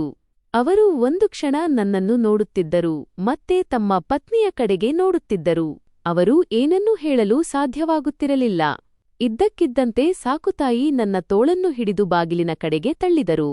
ಅವರು ಹೇಳಿದರು, ತಗೋ ನಿನ್ನ ಮಗುವನ್ನೂ ಮತ್ತು ಇಲ್ಲಿಂದ ತೊಲಗು. ಆ ಸಮಯದಲ್ಲಿ ಹೊರಗೆ ಮಳೆ ಬೀಳುತ್ತಿತ್ತು. ತಣ್ಣನೆಯ ಗಾಳಿ ಬೀಸುತ್ತಿತ್ತು. ನಾನು ಒಂದು ಕ್ಷಣ ತಂದೆಯವರ ಕಡೆಗೆ ನೋಡಿದೆ. ನನ್ನ ಕಣ್ಣುಗಳಲ್ಲಿ ಪ್ರಶ್ನೆಯಿತ್ತು. ಆದರೆ ಅವರು ತಮ್ಮ ತಲೆಯನ್ನು ತಗ್ಗಿಸಿದ್ದರು. ಅವರ ಈ ನಡವಳಿಕೆ ನನಗೆ ಎಲ್ಲವನ್ನೂ ಅರ್ಥಮಾಡಿಕೊಳ್ಳಲು ಸಾಕಾಗಿತ್ತು. ನಾನು ಸಾಕುತಾಯಿಗೆ ಹೇಳಿದೆ, ಮೇಲಿರುವವನಿಗೆ, ದೇವರಿಗೆ ಹೆದರು. ಅವನು ಯಾರಿಗೂ ಅನ್ಯಾಯ ಮಾಡುವುದಿಲ್ಲ. ಅವನು ನಿನಗೆ ನಿನ್ನ ಕೆಟ್ಟ ಕರ್ಮಗಳ ಶಿಕ್ಷೆಯನ್ನು ಖಂಡಿತವಾಗಿ ನೀಡುತ್ತಾನೆ ಮತ್ತು ಈ ಜಗತ್ತಿನಲ್ಲೇ ನೀಡುತ್ತಾನೆ. ನೀನು ನನ್ನನ್ನು ತುಂಬಾ ಪೀಡಿಸಿದ್ದೀಯಾ. ನೀನೊಬ್ಬ ಕ್ರೂರಿ ಹೆಂಗಸು. ಮೇಲಿರುವವನು ನಿನ್ನನ್ನು ಸುಮ್ಮನೆ ಬಿಡುವುದಿಲ್ಲ. ನನ್ನ ಧ್ವನಿಯಲ್ಲಿ ನೋವಿತ್ತು, ಆದರೆ ಅವಳು ನಗತೊಡಗಿದಳು ಮತ್ತು ಹೇಳಿದಳು, ನಡಿ, ಇಲ್ಲಿಂದ ಹೊರಹೋಗು ಎಂದು ಹೇಳಿ ಬಾಗಿಲನ್ನು ಜೋರಾಗಿ ಮುಚ್ಚಿದಳು. ನಾನು ನನ್ನ 1.5 ವರ್ಷದ ಮಗನನ್ನು ಅಪ್ಪಿಕೊಂಡು ಹೊರಗೆ ನಿಂತುಬಿಟ್ಟೆ. ಮಳೆ ಜೋರಾಗಿತ್ತು. ನನ್ನ ಬಟ್ಟೆಗಳು ಪೂರ್ತಿ ನೆನೆದಿದ್ದವು. ಚಳಿ ನನ್ನ ದೇಹದೊಳಗೆ ಇಳಿಯುತ್ತಿತ್ತು. ನನ್ನ ಮಗ ನಿತಿನ್ ಕೂಡ ನಡುಗುತ್ತಿದ್ದನು. ಅವನು ನನ್ನ ಎದೆಗೆ ಅಂಟಿಕೊಂಡಿದ್ದನು. ಅವನ ಉಸಿರಾಟ ಜೋರಾಗಿತ್ತು. ನಾನು ಅವನನ್ನು ಇನ್ನೂ ಗಟ್ಟಿಯಾಗಿ ಹಿಡಿದುಕೊಂಡೆ. ನಾನು ನಡೆಯಲು ಪ್ರಯತ್ನಿಸಿದೆ, ಆದರೆ ನನ್ನ ಹೆಜ್ಜೆಗಳು ತತ್ತರಿಸುತ್ತಿದ್ದವು. ಮೊದಲೇ ಜ್ವರವಿತ್ತು ಮತ್ತು ಈಗ ಈ ಚಳಿ ನನ್ನನ್ನು ಇನ್ನೂ ಹೆಚ್ಚು ದುರ್ಬಲಗೊಳಿಸಿತ್ತು. ಎಲ್ಲಿಗೆ ಹೋಗಬೇಕು, ಯಾರ ಬಳಿ ಹೋಗಬೇಕು ಎಂದು ನನಗೆ ಏನೂ ತಿಳಿಯುತ್ತಿರಲಿಲ್ಲ. ನಾನು ರಸ್ತೆಯ ಬದಿಯಲ್ಲಿ ಬಂದು ಕುಳಿತುಬಿಟ್ಟೆ. ಮಳೆ ನನ್ನ ಮುಖದ ಮೇಲೆ ಬೀಳುತ್ತಿತ್ತು. ಕಣ್ಣೀರು ಮತ್ತು ಮಳೆ ಹನಿಗಳು ಒಂದೇ ಸಮನೆ ಹರಿಯುತ್ತಿದ್ದವು. ನನ್ನ ಮಗ ಅಳಲು ಶುರು ಮಾಡಿದನು. ಅವನ ಧ್ವನಿ ಕ್ಷೀಣವಾಗಿತ್ತು. ನಾನು ಅವನನ್ನು ಸುಮ್ಮನಿರಿಸಲು ಪ್ರಯತ್ನಿಸುತ್ತಿದ್ದೆ. ಆದರೆ ನನ್ನ ಕೈಗಳೇ ನಡುಗುತ್ತಿದ್ದವು. ನಾನು ಅವನನ್ನು ನನ್ನ ದುಪಟ್ಟಾದಲ್ಲಿ ಸುತ್ತಲು ಪ್ರಯತ್ನಿಸುತ್ತಿದ್ದೆ. ಆದರೆ ಅವನು ಕೂಡ ದಣಿದು ಹೋಗಿದ್ದನು. ನಿಧಾನವಾಗಿ ನನ್ನ ಕಣ್ಣುಗಳ ಮುಂದೆ ಕತ್ತಲೆ ಆವರಿಸತೊಡಗಿತು. ಕಿವಿಗಳಿಗೆ ಬೀಳುತ್ತಿದ್ದ ಶಬ್ದಗಳು ಮಂದವಾಗತೊಡಗಿದವು. ನಾನು ಕೊನೆಯ ಬಾರಿಗೆ ನನ್ನ ಮಗನನ್ನು ಎದೆಗೆ ಅಪ್ಪಿಕೊಂಡೆ ಮತ್ತು ನಂತರ ನನಗೆ ಏನೂ ನೆನಪಿರಲಿಲ್ಲ. ನಾನು ಅಲ್ಲೇ ಪ್ರಜ್ಞೆ ತಪ್ಪಿಬಿದ್ದಿದ್ದೆ. ಬೆಳಿಗ್ಗೆ ನನ್ನ ಕಣ್ಣು ತೆರೆದಾಗ ನಾನು ಅದೇ ಜಾಗದಲ್ಲಿ ಬಿದ್ದಿದ್ದೆ.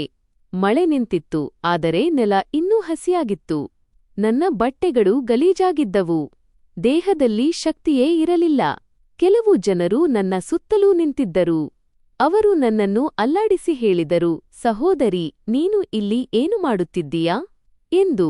ನಾನು ಬೇಗನೆ ಇತ್ತತ್ತ ನೋಡಿದೆ ಮತ್ತು ಗಾಬರಿಯಿಂದ ಹೇಳಿದೆ, ನನ್ನ ಮಗು ಎಲ್ಲಿದೆ ಎಂದು. ನನ್ನ ಧ್ವನಿ ನಡುಗುತ್ತಿತ್ತು. ಹೃದಯ ಜೋರಾಗಿ ಬಡಿಯುತ್ತಿತ್ತು. ಅವರು ಆಶ್ಚರ್ಯದಿಂದ ಕೇಳಿದರು, ನಿನ್ನ ಜೊತೆ ಯಾರಾದರೂ ಮಗು ಕೂಡ ಇತ್ತೇ ಎಂದು. ನಾನು ಹೇಳಿದೆ, ಹೌದು, 1.5 ವರ್ಷದ ಮಗನಿದ್ದ. ನಿಧಾನವಾಗಿ ನಡೆಯುತ್ತಿದ್ದ. ಎಲ್ಲಿ ಹೋದನೋ ತಿಳಿಯುತ್ತಿಲ್ಲ. ನಾನು ಬೇಗನೆ ಏಳಲು ಪ್ರಯತ್ನಿಸಿದೆ. ನನ್ನ ಹೆಜ್ಜೆಗಳು ತೂರಾಡುತ್ತಿದ್ದವು. ನಾನು ಇತ್ತತ್ತ ನೋಡತೊಡಗಿದೆ. ನನ್ನ ಮಗು ನನಗೆ ಎಲ್ಲೂ ಕಾಣಿಸುತ್ತಿರಲಿಲ್ಲ. ನನ್ನ ಹೃದಯ ಎದೆಯಿಂದ ಹೊರಬರುತ್ತಿರುವಂತೆ ಭಾಸವಾಗುತ್ತಿತ್ತು. ನಾನು ಹುಚ್ಚಿಯಂತೆ ಅವನ ಹೆಸರನ್ನು ಕೂಗತೊಡಗಿದೆ. ನಿತಿನ್, ಎಲ್ಲಿದ್ದೀಯಾ ನನ್ನ ಮಗನೇ ಎಂದು. ನಾನು ರಸ್ತೆಯಲ್ಲಿ ಓಡತೊಡಗಿದೆ. ಒಮ್ಮೆ ಒಂದು ಕಡೆ ಹೋದರೆ ಮತ್ತೊಮ್ಮೆ ಇನ್ನೊಂದು ಕಡೆ ಹೋಗುತ್ತಿದ್ದೆ. ಜನರು ನನ್ನನ್ನು ತಡೆಯಲು ಪ್ರಯತ್ನಿಸಿದರು. ಆದರೆ ನಾನು ಯಾರ ಮಾತನ್ನೂ ಕೇಳುತ್ತಿರಲಿಲ್ಲ. ನನ್ನ ಕಣ್ಣುಗಳಿಂದ ನೀರು ಹರಿಯುತ್ತಿತ್ತು. ನನ್ನ ಹೃದಯ ಚೀರುತ್ತಿತ್ತು. ನಾನು ದಾರಿಯಲ್ಲಿ ಹೋಗುವ ಪ್ರತಿಯೊಬ್ಬರನ್ನೂ ಕೇಳುತ್ತಿದ್ದೆ, ಯಾರಾದರೂ ನನ್ನ ಮಗನನ್ನು ನೋಡಿದ್ದೀರಾ ಎಂದು. ಜನರು ಕೂಡ ನನ್ನ ಪರಿಸ್ಥಿತಿಯನ್ನು ನೋಡಿ ಕಳವಳಗೊಂಡಿದ್ದರು. ಅವರು ಕೂಡ ಹುಡುಕಾಟ ಪ್ರಾರಂಭಿಸಿದರು. ಯಾರೋ ಗಲ್ಲಿಗಳಿಗೆ ಹೋದರು, ಯಾರೋ ರಸ್ತೆಯ ಕಡೆಗೆ ನೋಡತೊಡಗಿದರು. ಆದರೆ ನನಗೆ ಮಾತ್ರ ಏನೂ ಕಾಣಿಸುತ್ತಿರಲಿಲ್ಲ. ನನಗಂತೂ ಎಲ್ಲವೂ ಮಸುಕಾಗಿಬಿಟ್ಟಿತ್ತು. ನಾನು ನೆಲದ ಮೇಲೆ ಕುಳಿತು ಅಳತೊಡಗಿದೆ. ನಂತರ ಇದ್ದಕ್ಕಿದ್ದಂತೆ ಎದ್ದು ಮತ್ತೆ ಓಡತೊಡಗಿದೆ. ನನ್ನ ಮನಸ್ಸಿನಲ್ಲಿ ಒಂದೇ ಒಂದು ಪ್ರಾರ್ಥನೆಯಿತ್ತು, ಮೇಲಿರುವವನು ನನ್ನ ಮಗನನ್ನು ನನಗೆ ವಾಪಸ್ ನೀಡಲಿ ಎಂದು. ನಾನು ಪದೇ ಪದೇ ಅಳುತ್ತಿದ್ದೆ. ಜೋರಾಗಿ ಅಳುತ್ತಾ ನನ್ನ ಮಗನ ಹೆಸರನ್ನು ಕೂಗುತ್ತಿದ್ದೆ. ನನ್ನ ಧ್ವನಿ ಭಾರವಾಗಿತ್ತು. ಉಸಿರು ಕಟ್ಟುತ್ತಿತ್ತು. ಮೊಹಲ್ಲಾದಲ್ಲಿ ಯಾರು ನನ್ನನ್ನು ನೋಡುತ್ತಿದ್ದಾರೆ ಅಥವಾ ನನ್ನ ಪಕ್ಕದಲ್ಲಿ ಯಾರು ನಿಂತಿದ್ದಾರೆ ಎಂಬುದು ನನಗೆ ತಿಳಿಯುತ್ತಿರಲಿಲ್ಲ. ಬರೀ ಹುಚ್ಚಿಯಂತೆ ಅಳುತ್ತಿದ್ದೆ. ನನ್ನ ಮಗು ಸಿಗಲಿ ಎಂದು ಪ್ರಾರ್ಥಿಸುತ್ತಿದ್ದೆ. ಇದ್ದಕ್ಕಿದ್ದಂತೆ ನನ್ನ ದೃಷ್ಟಿ ಒಂದು ಕಡೆಗಲ್ಲಿಯ ಬೀದಿನಾಯಿಗಳ ಗುಂಪಿನ ಮೇಲೆ ಬಿತ್ತು. ಅವುಗಳೆಲ್ಲ ಒಂದು ಕಡೆ ಜಮಾಯಿಸಿದ್ದವು ಮತ್ತು ಜೋರಾಗಿ ಓಡಾಡುತ್ತಿದ್ದವು. ಪರಸ್ಪರ ಏನನ್ನೋ ಕಸಿದುಕೊಳ್ಳುತ್ತಿದ್ದವು ಮತ್ತು ಯಾವುದೋ ವಸ್ತುವನ್ನು ಕಚ್ಚಿ ಹರಿಯುತ್ತಿದ್ದವು. ನೋಚ್ ರಹೇ ಥೇ. ನನ್ನ ಹೃದಯದಲ್ಲಿ ತಕ್ಷಣವೇ ಮಹಾಭಯವೊಂದು ಆವರಿಸಿತು. ನನ್ನ ಮಗು ಅಲ್ಲಿ ಏನಾದರೂ ಇರಬಹುದೇ ಎಂದು ನನಗೆ ಅನ್ನಿಸಿತು. ನನ್ನ ಉಸಿರೇ ನಿಂತು ಹೋಗಿತ್ತು. ನಾನು ಹುಚ್ಚಿಯಂತೆ ಆ ಕಡೆಗೆ ಓಡಿದೆ. ನನ್ನ ಪಾದಗಳು ನೆಲದ ಮೇಲೆ ಸರಿಯಾಗಿ ನಿಲ್ಲುತ್ತಿರಲಿಲ್ಲ. ಆದರೂ ನಾನು ನಿಲ್ಲಲು ಸಾಧ್ಯವಿರಲಿಲ್ಲ. ನಾನು ಓಡುತ್ತಾ ಅಲ್ಲಿಗೆ ತಲುಪಿದೆ ಮತ್ತು ಅಲ್ಲೇ ನೆಲದ ಮೇಲೆ ಬಿದ್ದೆ. ನಾನು ಕೈಮುಗಿದು ಬಿಕ್ಕಿ ಬಿಕ್ಕಿ ಅಳಲು ಪ್ರಾರಂಭಿಸಿದೆ. ನನ್ನ ಧ್ವನಿ ಆಕಾಶವನ್ನೇ ಸೀಳುವಂತಿತ್ತು. ನಾನು ಪದೇ ಪದೇ ಕೇಳುತ್ತಿದ್ದೆ, ನನ್ನ ಮಗ ಎಲ್ಲಿದ್ದಾನೆ? ನನ್ನ ಮಗನನ್ನು ನನಗೆ ವಾಪಸ್ ಕೊಟ್ಟುಬಿಡಿ ಎಂದು. ಆದರೆ ಯಾವಾಗ ನನ್ನ ದೃಷ್ಟಿ ಆ ನಾಯಿಗಳ ಹತ್ತಿರಕ್ಕೆ ಹೋದವೋ ಆಗ ನನ್ನ ಕಣ್ಣುಗಳು ಸ್ತಬ್ಧವಾದವು. ಅಲ್ಲಿ ನನ್ನ ಮಗು ಇರಲಿಲ್ಲ. ಆ ನಾಯಿಗಳ ಮಧ್ಯೆ ಕೇವಲ ಒಂದು ಕಪ್ಪು ಬಣ್ಣದ ಕಸದ ಪ್ಲಾಸ್ಟಿಕ್ ಚೀಲವಿತ್ತು. ಶಾಪರ್. ಅದರಲ್ಲಿ ಏನೂ ಇರಲಿಲ್ಲ. ಅದೇ ಕ್ಷಣದಲ್ಲಿ ನನ್ನೊಳಗೆ ಪ್ರಾಣ ಮರಳಿ ಬಂದಂತಾಯಿತು. ನಾನು ನೆಲದ ಮೇಲೆಯೇ ಬಿದ್ದು ಅಳುತ್ತಲೇ ಇದ್ದೆ. ನನ್ನ ಬಿಕ್ಕಳಿಕೆಗಳು ನಿಲ್ಲುತ್ತಲೇ ಇರಲಿಲ್ಲ. ನಾನು ನನ್ನ ಎರಡೂ ಕೈಗಳನ್ನು ಮುಗಿದು ಆಕಾಶದ ಕಡೆಗೆ ನೋಡಿ ಸಮಾಧಾನದ ನಿಟ್ಟುಸಿರು ಬಿಟ್ಟೆ, ಏಕೆಂದರೆ ನನ್ನ ಮಗ ಆ ನಾಯಿಗಳ ಬಳಿ ಇರಲಿಲ್ಲ. ಆದರೆ ಅದೇ ಕ್ಷಣದಲ್ಲಿ ನನ್ನ ದೃಷ್ಟಿ ಇನ್ನೊಂದು ಕಡೆಗೆ ಹೋಯಿತು ಮತ್ತು ನಾನು ದಂಗಾದೆ. ಎದುರಿಗೆ ಜಿತು ನಿಂತಿದ್ದನು. ಅವನು ನನ್ನ ಮಗನನ್ನು ತನ್ನ ಎದೆಯ ಮೇಲೆ ಎತ್ತಿಕೊಂಡಿದ್ದನು. ನನ್ನ ಹೃದಯದ ಬಡಿತವೇ ನಿಂತು ಹೋದಂತಾಯಿತು. ನಾನು ಒಂದು ಕ್ಷಣ ಸ್ತಬ್ಧಳಾದೆ, ಶಾಕ್ ಆದೆ. ಉಸಿರಾಡುವುದನ್ನೇ ಮರೆತು ಹೋಗಿದ್ದೇನೋ ಎಂಬಂತಾಯಿತು. ಅವನು ಅಲ್ಲಿ ನಿಂತಿದ್ದನು. ಅವನ ಕಣ್ಣುಗಳು ಕೆಂಪಾಗಿದ್ದವು ಮತ್ತು ಅವುಗಳಲ್ಲಿಯೂ ಕಣ್ಣೀರೂ ಇತ್ತು. ಅವನು ಕೂಡ ಅಳುತ್ತಿದ್ದನು. ನಾನು ಕೂಡ ಅಳುತ್ತಿದ್ದೆ. ನಾವಿಬ್ಬರೂ ಒಬ್ಬರನ್ನೊಬ್ಬರು ನೋಡುತ್ತಿದ್ದೆವು. ಸಮಯವೇ ನಿಂತು ಹೋಗಿದೆಯೇನೋ ಎಂಬಂತೆ ಭಾಸವಾಯಿತು. ಅವನು ನಿಧಾನವಾಗಿ ನನ್ನ ಕಡೆಗೆ ಹೆಜ್ಜೆ ಹಾಕಿದನು ಮತ್ತು ನನ್ನ ಹತ್ತಿರ ಬಂದು ನಿಂತನು. ಅವನು ನನ್ನ ಮಗನನ್ನು ನನ್ನ ಎದುರು ಹಿಡಿದನು. ನಾನು ನಡುಗುವ ಕೈಗಳಿಂದ ನನ್ನ ಮಗನನ್ನು ಹಿಡಿದುಕೊಂಡೆ. ಇದು ನಿಜವೇ ಎಂದು ನನಗೆ ನಾನೇ ನಂಬಲು ಪ್ರಯತ್ನಿಸುತ್ತಿದ್ದೆ. ನಾನು ಅವನನ್ನು ನನ್ನ ಎದೆಗೆ ಅಪ್ಪಿಕೊಂಡೆ. ನನ್ನ ಮಗು ಅಳುತ್ತಿತ್ತು, ಆದರೆ ಅವನು ನನ್ನ ಬಳಿ ಇದ್ದನು ಮತ್ತು ಜೀವಂತವಾಗಿ ಕ್ಷೇಮವಾಗಿದ್ದನು. ನಾನು ಅವನನ್ನು ಎಷ್ಟು ಜೋರಾಗಿ ಅಪ್ಪಿಕೊಂಡೆಯೆಂದರೆ ಇನ್ನು ಮುಂದೆ ಅವನನ್ನು ಎಂದಿಗೂ ಬಿಡುವುದಿಲ್ಲ ಎಂಬಂತೆ. ನಾನು ಅಲ್ಲೇ ನೆಲದ ಮೇಲೆ ಕುಳಿತು ಮೇಲಿರುವವನಿಗೆ, ದೇವರಿಗೆ ಧನ್ಯವಾದ ಅರ್ಪಿಸಲು ಶುರುಮಾಡಿದೆ. ನನ್ನ ಕಣ್ಣೀರು ನೆಲದ ಮೇಲೆ ಬೀಳುತ್ತಿತ್ತು ಮತ್ತು ನನ್ನ ತುಟಿಗಳ ಮೇಲೆ ಕೇವಲ ಒಂದು ಮಾತಷ್ಟೇ ಇತ್ತು, ನನ್ನ ಮಗ ಬದುಕುಳಿದನು. ನನ್ನ ಮಗ ಕ್ಷೇಮವಾಗಿ ನನ್ನ ಬಳಿ ಇದ್ದಾನೆ. ಇಷ್ಟರಲ್ಲಿ ಜಿತು ನನ್ನ ಹೆಗಲ ಮೇಲೆ ಕೈ ಇಟ್ಟು ಮೃದುವಾದ ಧ್ವನಿಯಲ್ಲಿ ಹೇಳಿದನು, ಮಮತಾ, ಬಾ, ನನ್ನ ಜೊತೆ ನನ್ನ ಮನೆಗೆ ಹೋಗೋಣ. ಇಲ್ಲಿ ನಿಂತಿರುವುದು ಸರಿಯಲ್ಲ. ತುಂಬಾ ಜನರು ತಮಾಷೆ ನೋಡುತ್ತಿದ್ದಾರೆ. ನಾನು ಅಕ್ಕಪಕ್ಕ ನೋಡಿದೆ. ಜನರು ನಿಜವಾಗಿಯೂ ನಮ್ಮನ್ನೇ ನೋಡುತ್ತಿದ್ದರು. ಕೆಲವು ಜನರು ಸಣ್ಣ ಧ್ವನಿಯಲ್ಲಿ ಚರ್ಚೆ ಮಾಡುತ್ತಿದ್ದರು. ಕೆಲವರು ಆಶ್ಚರ್ಯದಿಂದ ನೋಡುತ್ತಿದ್ದರು. ಆದರೆ ನನಗೆ ಯಾರ ಬಗ್ಗೆಯೂ ಪರವಾಗಿರಲಿಲ್ಲ. ನನ್ನ ಪಾಲಿಗೆ ನನ್ನ ಮಗನ ಜೀವನ ಮಾತ್ರ ಬಹಳ ಮುಖ್ಯವಾಗಿತ್ತು. ಜಿತು ನನ್ನನ್ನು ಮೇಲೆಬ್ಬಿಸಿದನು ಮತ್ತು ತನ್ನ ಜೊತೆ ಕರೆದುಕೊಂಡು ಹೋದನು. ಅವನು ನೇರವಾಗಿ ನನ್ನನ್ನು ತನ್ನ ಮನೆಗೆ ಕರೆತಂದಿದ್ದನು. ದಾರಿಯುದ್ದಕ್ಕೂ ಯಾವುದೇ ಮಾತುಕತೆ ನಡೆಯಲಿಲ್ಲ. ಕೇವಲ ಒಂದು ಮೌನ ನಾವಿಬ್ಬರ ಮಧ್ಯೆ ಇತ್ತು. ನಾವು ಅವನ ಮನೆಗೆ ತಲುಪಿದಾಗ ನಾನು ಆಶ್ಚರ್ಯಚಕಿತಳಾದೆ. ಅವನ ಮನೆ ಸಂಪೂರ್ಣವಾಗಿ ಖಾಲಿಯಾಗಿತ್ತು. ಯಾವುದೇ ಗದ್ದಲವಿರಲಿಲ್ಲ, ಯಾವುದೇ ಶಬ್ದವಿರಲಿಲ್ಲ, ಯಾರ ಉಪಸ್ಥಿತಿಯೂ ಇರಲಿಲ್ಲ. ಈ ಮನೆ ವರ್ಷಗಳಿಂದ ಪಾಳುಬಿದ್ದಿದೆಯೇನೋ ಎನ್ನುವಂತಿತ್ತು. ನಾನು ಅವನನ್ನು ನೋಡಿ ಕೇಳಿದೆ, ನಿನ್ನ ಮನೆಯಲ್ಲಿ ಯಾರೂ ಇಲ್ಲವೇ ಎಂದು. ಅವನು ಸ್ವಲ್ಪ ತಡೆದು ನಂತರ ನಿಧಾನವಾಗಿ ಹೇಳಿದನು, ಇಲ್ಲ, ನನ್ನ ತಂಗಿಯ ಮದುವೆಯಾಯಿತು. ಅವಳು ತನ್ನ ಪತಿಯೊಂದಿಗೆ ಬನಾರಸ್ನಲ್ಲಿ ಇರುತ್ತಾಳೆ ಮತ್ತು ನನ್ನ ತಾಯಿ ಈ ಜಗತ್ತಿನಲ್ಲಿ ಇಲ್ಲ. ಈಗ ನಾನು ಒಬ್ಬನೇ ಇರುತ್ತೇನೆ. ಅವನ ಮಾತನ್ನು ಕೇಳಿ ನನ್ನ ಹೃದಯದಲ್ಲಿ ಒಂದು ರೀತಿಯ ಸಂಕಟ ಉಂಟಾಯಿತು. ನಾನು ಮೌನವಾದೆ. ನನ್ನೊಳಗೆ ನನ್ನ ನೋವಿನ ಜೊತೆಜೊತೆಗೆ ಅವನ ಏಕಾಂಗಿತನದ ಅರಿವು ಮೂಡಿತು. ಅವನು ನನ್ನನ್ನು ಒಂದು ಕೋಣೆಯಲ್ಲಿ ಕೂರಿಸಿದನು ಮತ್ತು ಅಲ್ಲಿ ಸ್ವಚ್ಛವಾದ ಬಟ್ಟೆಗಳನ್ನು ಇಟ್ಟಿದ್ದನು. ಅವನು ಹೇಳಿದನು, ಇದು ತಗೋ, ಸ್ನಾನ ಮಾಡಿ ಬಟ್ಟೆ ಬದಲಾಯಿಸಿಕೋ, ನಾನು ಊಟ ಬಡಿಸುತ್ತೇನೆ. ನಾನು ಮೌನವಾಗಿ ಒಳಗೆ ಹೋದೆ. ನಾನು ನನ್ನ ಮಗನನ್ನು ಕೂಡ ಜಾಗರೂಕತೆಯಿಂದ ಸ್ವಚ್ಛಗೊಳಿಸಿದೆ. ಅವನು ಇನ್ನೂ ನನ್ನ ಎದೆಗೆ ಅಂಟಿಕೊಂಡಿದ್ದನು. ಬಹುಶಃ ಅವನು ಕೂಡ ಹೆದರಿಹೋಗಿದ್ದನು. ಆದರೆ ನನ್ನ ಬಳಿ ಇರುವುದರಿಂದ ಸುರಕ್ಷಿತವೆಂದು ಭಾವಿಸುತ್ತಿದ್ದನು. ನಾನು ಸ್ನಾನ ಮಾಡಿ ಸಾಧಾರಣ ಬಟ್ಟೆಗಳನ್ನು ಧರಿಸಿದೆ. ನಾನು ಸ್ನಾನ ಮಾಡಿ ಹೊರಗೆ ಬಂದಾಗ ಮನೆಯಲ್ಲಿ ಸಣ್ಣ ಸುಗಂಧ ಹರಡಿತ್ತು. ಮೇಜಿನ ಮೇಲೆ ಸಾದಾ ಊಟವನ್ನು ಇರಿಸಲಾಗಿತ್ತು. ನಾನು ನನ್ನ ಮಗನನ್ನು ಮಡಿಲಲ್ಲಿ ಎತ್ತಿಕೊಂಡು ಬಂದು ಕುಳಿತೆ. ಜಿತು ಕೂಡ ಎದುರಿಗೆ ಕುಳಿತಿದ್ದನು. ಅವನು ನನ್ನನ್ನು ನೋಡುತ್ತಿದ್ದನು ಮತ್ತು ನಾನು ಅವನನ್ನು ನೋಡುತ್ತಿದ್ದೆ. ಅವನ ಮೌನದಲ್ಲಿ ಒಂದು ವಿಚಿತ್ರವಾದ ಆಳವಿತ್ತು. ನಾನು ಮೆಲುಧ್ವನಿಯಲ್ಲಿ ಕೇಳಿದೆ, ನಿನ್ನ ತಂಗಿ ಅವನಿ ಎಲ್ಲಿದ್ದಾಳೆ ಎಂದು. ಅವನು ಸ್ವಲ್ಪ ನಕ್ಕನು, ಆದರೆ ಅವನ ನಗೆಯಲ್ಲಿಯೂ ಉದಾಸೀನತೆಯಿತ್ತು. ಅವನು ಹೇಳಿದನು, ಅವನಿಯ ಮದುವೆಯಾಗಿದೆ. ಅವಳು ಬನಾರಸ್ನಲ್ಲಿ ಇರುತ್ತಾಳೆ. ಅವಳ ಅತ್ತೆಮನೆ ಅಲ್ಲೇ ಇರುವುದು ಮತ್ತು ನನ್ನ ತಾಯಿ ಕೂಡ ಈಗ ಈ ಜಗತ್ತಿನಲ್ಲಿ ಇಲ್ಲ. ನಾನು ಬಹಳ ಸಮಯದಿಂದ ಏಕಾಂಗಿಯಾಗಿದ್ದೇನೆ. ಅವನ ಮಾತನ್ನು ಕೇಳಿ ನನಗೆ ತುಂಬಾ ಬೇಸರವಾಯಿತು. ನಾನು ನಿಧಾನವಾಗಿ ಹೇಳಿದೆ, ಥ್ಯಾಂಕ್ಯೂ ನನ್ನ ಮಗನನ್ನು ಉಳಿಸಿದ್ದಕ್ಕಾಗಿ. ಅವನು ನನ್ನ ಕಡೆ ನೋಡಿ ಹೇಳಿದನು, ಇದು ನಿನ್ನ ಮಗು ಎಂದು ನನಗೆ ತಿಳಿದಿರಲಿಲ್ಲ. ನಾನು ಕೇವಲ ಒಬ್ಬ ಪುಟ್ಟ ಮಗು ಅಪಾಯದಲ್ಲಿದೆ ಎಂದು ನೋಡಿ ಅವನನ್ನು ಎತ್ತಿಕೊಂಡೆ. ಆದರೆ ಒಂದು ವೇಳೆ ನಾನು ಅಲ್ಲಿ ಇಲ್ಲದಿದ್ದರೆ ಬಹುಶಃ ಅವನು ಆ ನಾಯಿಗಳ ಹತ್ತಿರ ಹೋಗಿಬಿಡುತ್ತಿದ್ದನೇನೋ. ನಾನು ನನ್ನ ಮಗನನ್ನು ಗಟ್ಟಿಯಾಗಿ ಅಪ್ಪಿಕೊಂಡೆ ಮತ್ತು ಕಣ್ಣುಗಳನ್ನು ಮುಚ್ಚಿಕೊಂಡೆ. ನನ್ನ ಹೃದಯ ಈಗಲೂ ನಡುಗುತ್ತಿತ್ತು. ಆದರೆ ನನ್ನ ಮಗ ನನ್ನ ಬಳಿಯಿದ್ದಾನೆ, ಜೀವಂತವಾಗಿದ್ದಾನೆ ಎಂಬ ಒಂದು ನೆಮ್ಮದಿಯಿತ್ತು. ಜಿತು ಮೌನವಾಗಿ ಕುಳಿತಿದ್ದನು.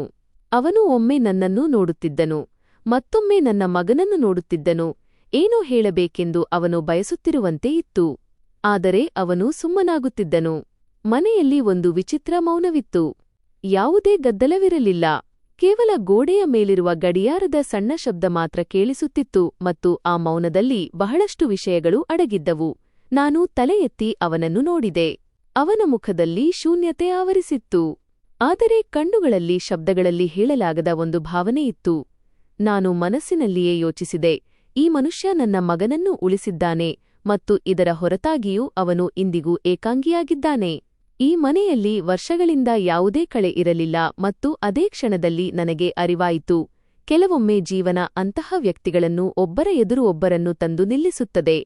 ಯಾರ ಹೃದಯದಲ್ಲಿ ಬಹಳಷ್ಟು ವಿಷಯಗಳಿರುತ್ತವೆ, ಆದರೆ ನಾಲಿಗೆಯ ಮೇಲೆ ಏನೂ ಇರುವುದಿಲ್ಲ. ನಾನು ಜಿತುಗೆ ಎಲ್ಲವನ್ನೂ ಹೇಳಿಬಿಟ್ಟಿದ್ದೆ. ನನ್ನೊಂದಿಗೆ ಏನಾಯಿತು, ಮನೆಯಲ್ಲಿ ನನ್ನೊಂದಿಗೆ ಏನು ನಡೆಯುತ್ತಿತ್ತು, ನನ್ನ ತಂದೆ ಏನು ಮಾಡಿದರು ಮತ್ತು ನನ್ನ ಸಾಕುತಾಯಿ ನನ್ನೊಂದಿಗೆ ಹೇಗೆ ನಡೆದುಕೊಂಡರು ಎಂಬುದೆಲ್ಲವನ್ನೂ ವಿವರಿಸಿದೆ. ಅವನು ಎಲ್ಲವನ್ನೂ ಕೇಳಿ ಒಂದು ದೀರ್ಘವಾದ ನಿಟ್ಟುಸಿರು ಬಿಟ್ಟನು ಮತ್ತು ನಿಧಾನವಾಗಿ ಹೇಳಿದನು, ನಿನ್ನ ತಂದೆ ಕೆಟ್ಟ ಮನುಷ್ಯನಲ್ಲ, ಆದರೆ ಅವರ ಎರಡನೇ ಪತ್ನಿ ಅವರ ಮನಸ್ಸನ್ನು ಹಾಳುಮಾಡಿದ್ದರು. ನಾನು ಹೇಳಿದೆ, ಹೌದು, ಬಹುಶಃ ಹಾಗೆಯೇ ಇರಬಹುದು. ಆದರೆ ಈಗ ಏನಾಗಲು ಸಾಧ್ಯವಿತ್ತು? ಸಂಜೆಯಾಗಿತ್ತು. ಸೂರ್ಯ ಮುಳುಗುತ್ತಿದ್ದನು ಮತ್ತು ಮನೆಯೊಳಗೆ ಒಂದು ವಿಚಿತ್ರ ಮೌನ ಹರಡಿತ್ತು. ನಾನು ನನ್ನ ಮಗನನ್ನು ಮಡಿಲಲ್ಲಿ ಗಟ್ಟಿಯಾಗಿ ಹಿಡಿದುಕೊಂಡಿದ್ದೆ ಮತ್ತು ಎದ್ದೇಳಲೂ ಪ್ರಾರಂಭಿಸಿದೆ. ನಾನು ಹೇಳಿದೆ, ನಾನು ಹೊರಡುತ್ತೇನೆ ಜಿತು. ಜಿತು ಕೂಡಲೇ ನನ್ನ ಕಡೆಗೆ ನೋಡಿ ಹೇಳತೊಡಗಿದನು, ನೀನು ಎಲ್ಲಿಗೆ ಹೋಗುತ್ತೀಯಾ? ನಾನು ಹೇಳಿದೆ, ಇಲ್ಲಿಯೂ ಇರಲು ಸಾಧ್ಯವಿಲ್ಲ. ನಾನು ನಿನ್ನ ಮನೆಯಲ್ಲಿ ಹೇಗೆ ಇರಲಿ?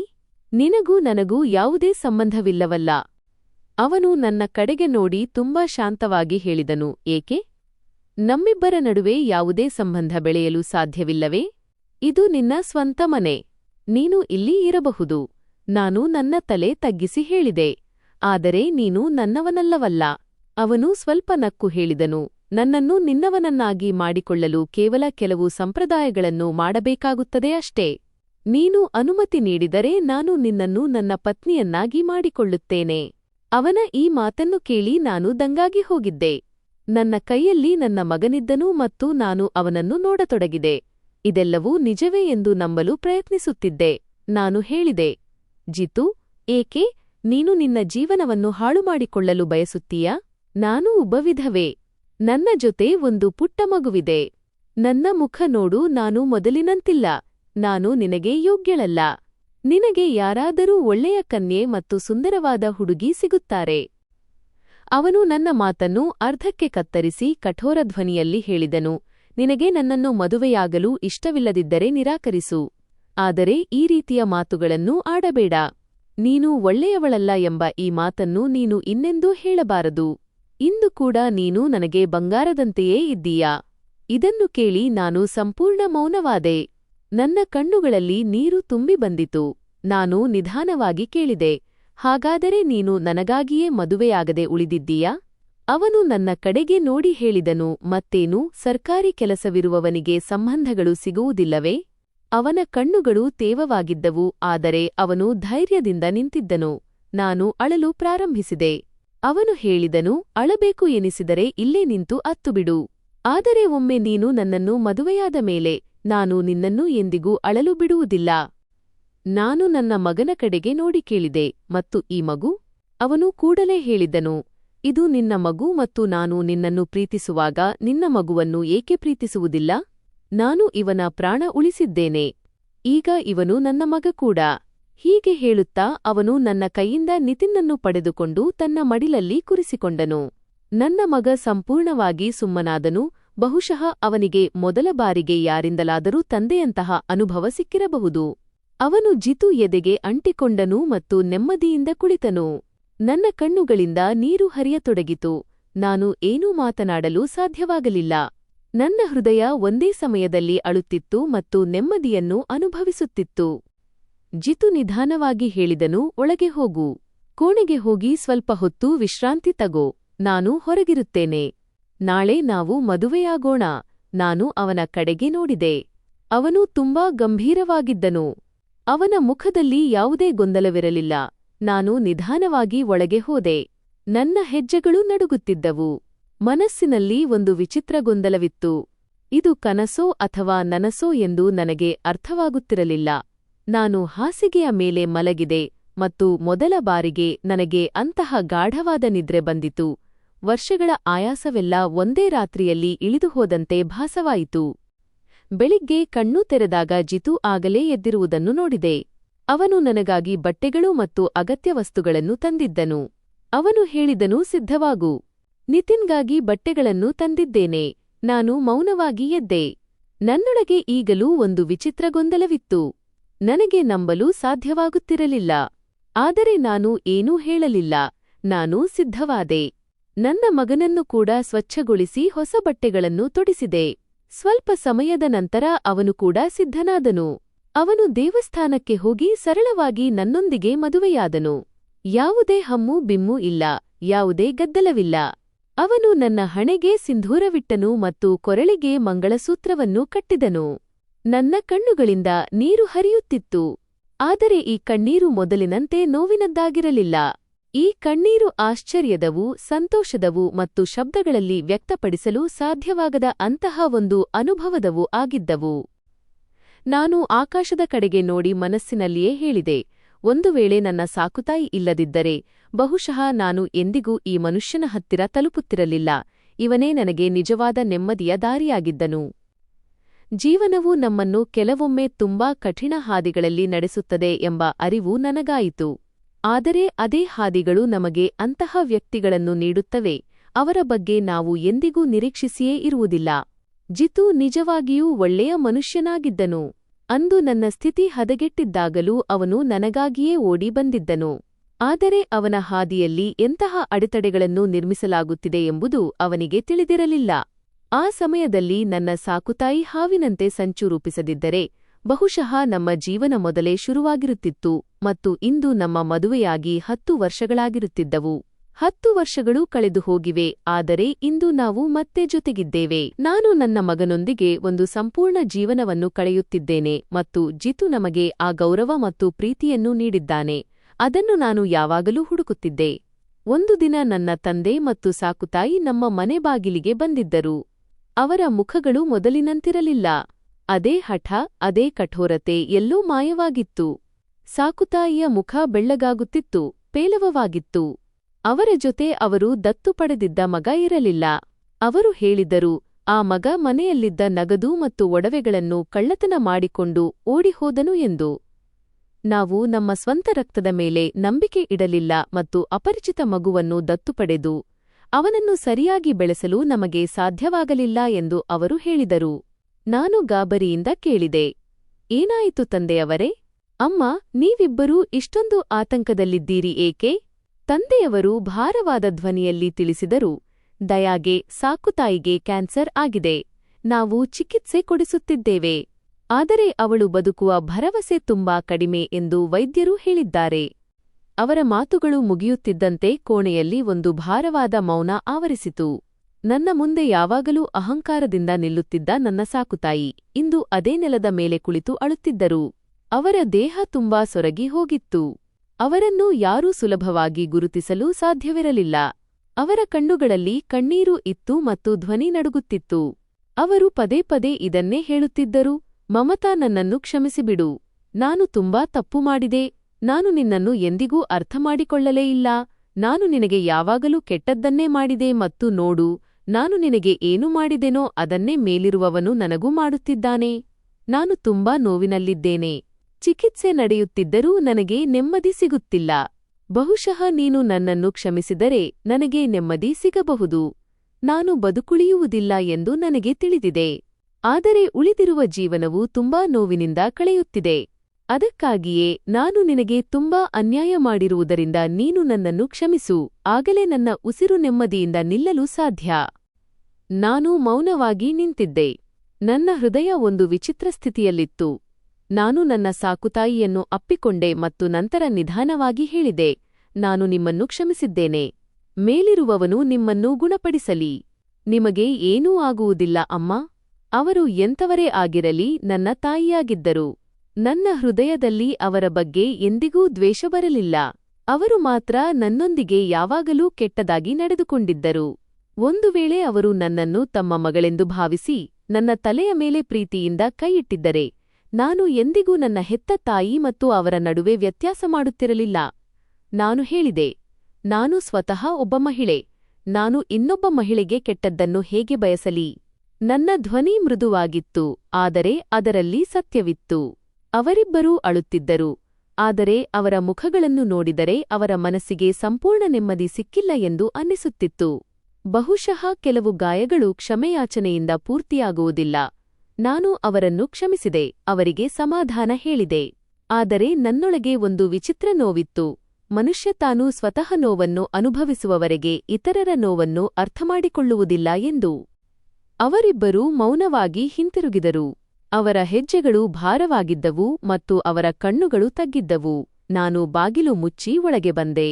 ನನ್ನ ಹೃದಯದಲ್ಲಿ ಒಂದೇ ಪ್ರಾರ್ಥನೆಯಿತ್ತು, ಮೇಲಿರುವವನು ನನ್ನ ಸಾಕುತಾಯಿಯ ಕಾಯಿಲೆಯನ್ನು ದೂರ ಮಾಡಲಿ ಎಂದು. ನಿಧಾನವಾಗಿ ಕಾಲ ಕಳೆಯಿತು. ನನ್ನ ಜೀವನ ಮತ್ತೆ ನೆಮ್ಮದಿಯ ಹಾದಿಗೆ ಮರಳಿತು. ನಾನು ಜಿತು ಜೊತೆ ತುಂಬಾ ಸುಖವಾಗಿದ್ದೇನೆ. ಅವನು ನನ್ನೊಂದಿಗೆ ತುಂಬಾ ಚೆನ್ನಾಗಿದ್ದಾನೆ. ನಾನು ಎಂದಿಗೂ ಊಹಿಸದಂತಹ ಗೌರವವನ್ನು ಅವನು ನನಗೆ ನೀಡಿದ್ದಾನೆ.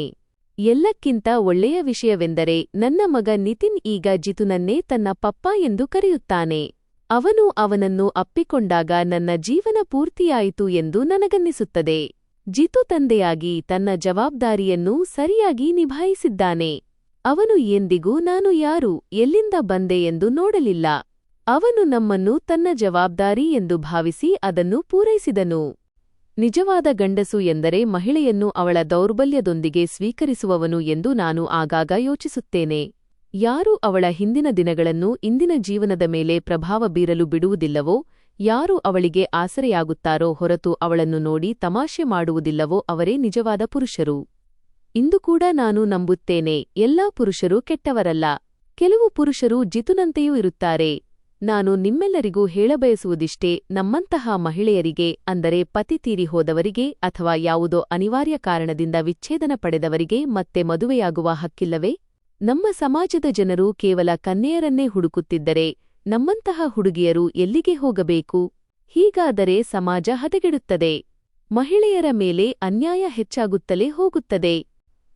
ನಾನು ನನ್ನ ಜೀವನದಲ್ಲಿ ಬಹಳಷ್ಟು ನೋಡಿದ್ದೇನೆ, ನೋವನ್ನು ನೋಡಿದ್ದೇನೆ, ದೌರ್ಜನ್ಯವನ್ನು ನೋಡಿದ್ದೇನೆ ಮತ್ತು ನಂತರ ವರ್ಷಗಳ ನಂತರ ಸಿಕ್ಕ ಅಂತಹ ಒಂದು ನೆಮ್ಮದಿಯನ್ನು ನೋಡಿದ್ದೇನೆ. ಆದ್ದರಿಂದ ನಾನು ಅರ್ಥಮಾಡಿಕೊಂಡಿದ್ದೇನೆ ಏನೆಂದರೆ, ಪ್ರತಿಯೊಬ್ಬ ಮಹಿಳೆಯೊಂದಿಗೆ ನ್ಯಾಯ ಒದಗಿಸುವವನೇ ಉತ್ತಮ ಪುರುಷ.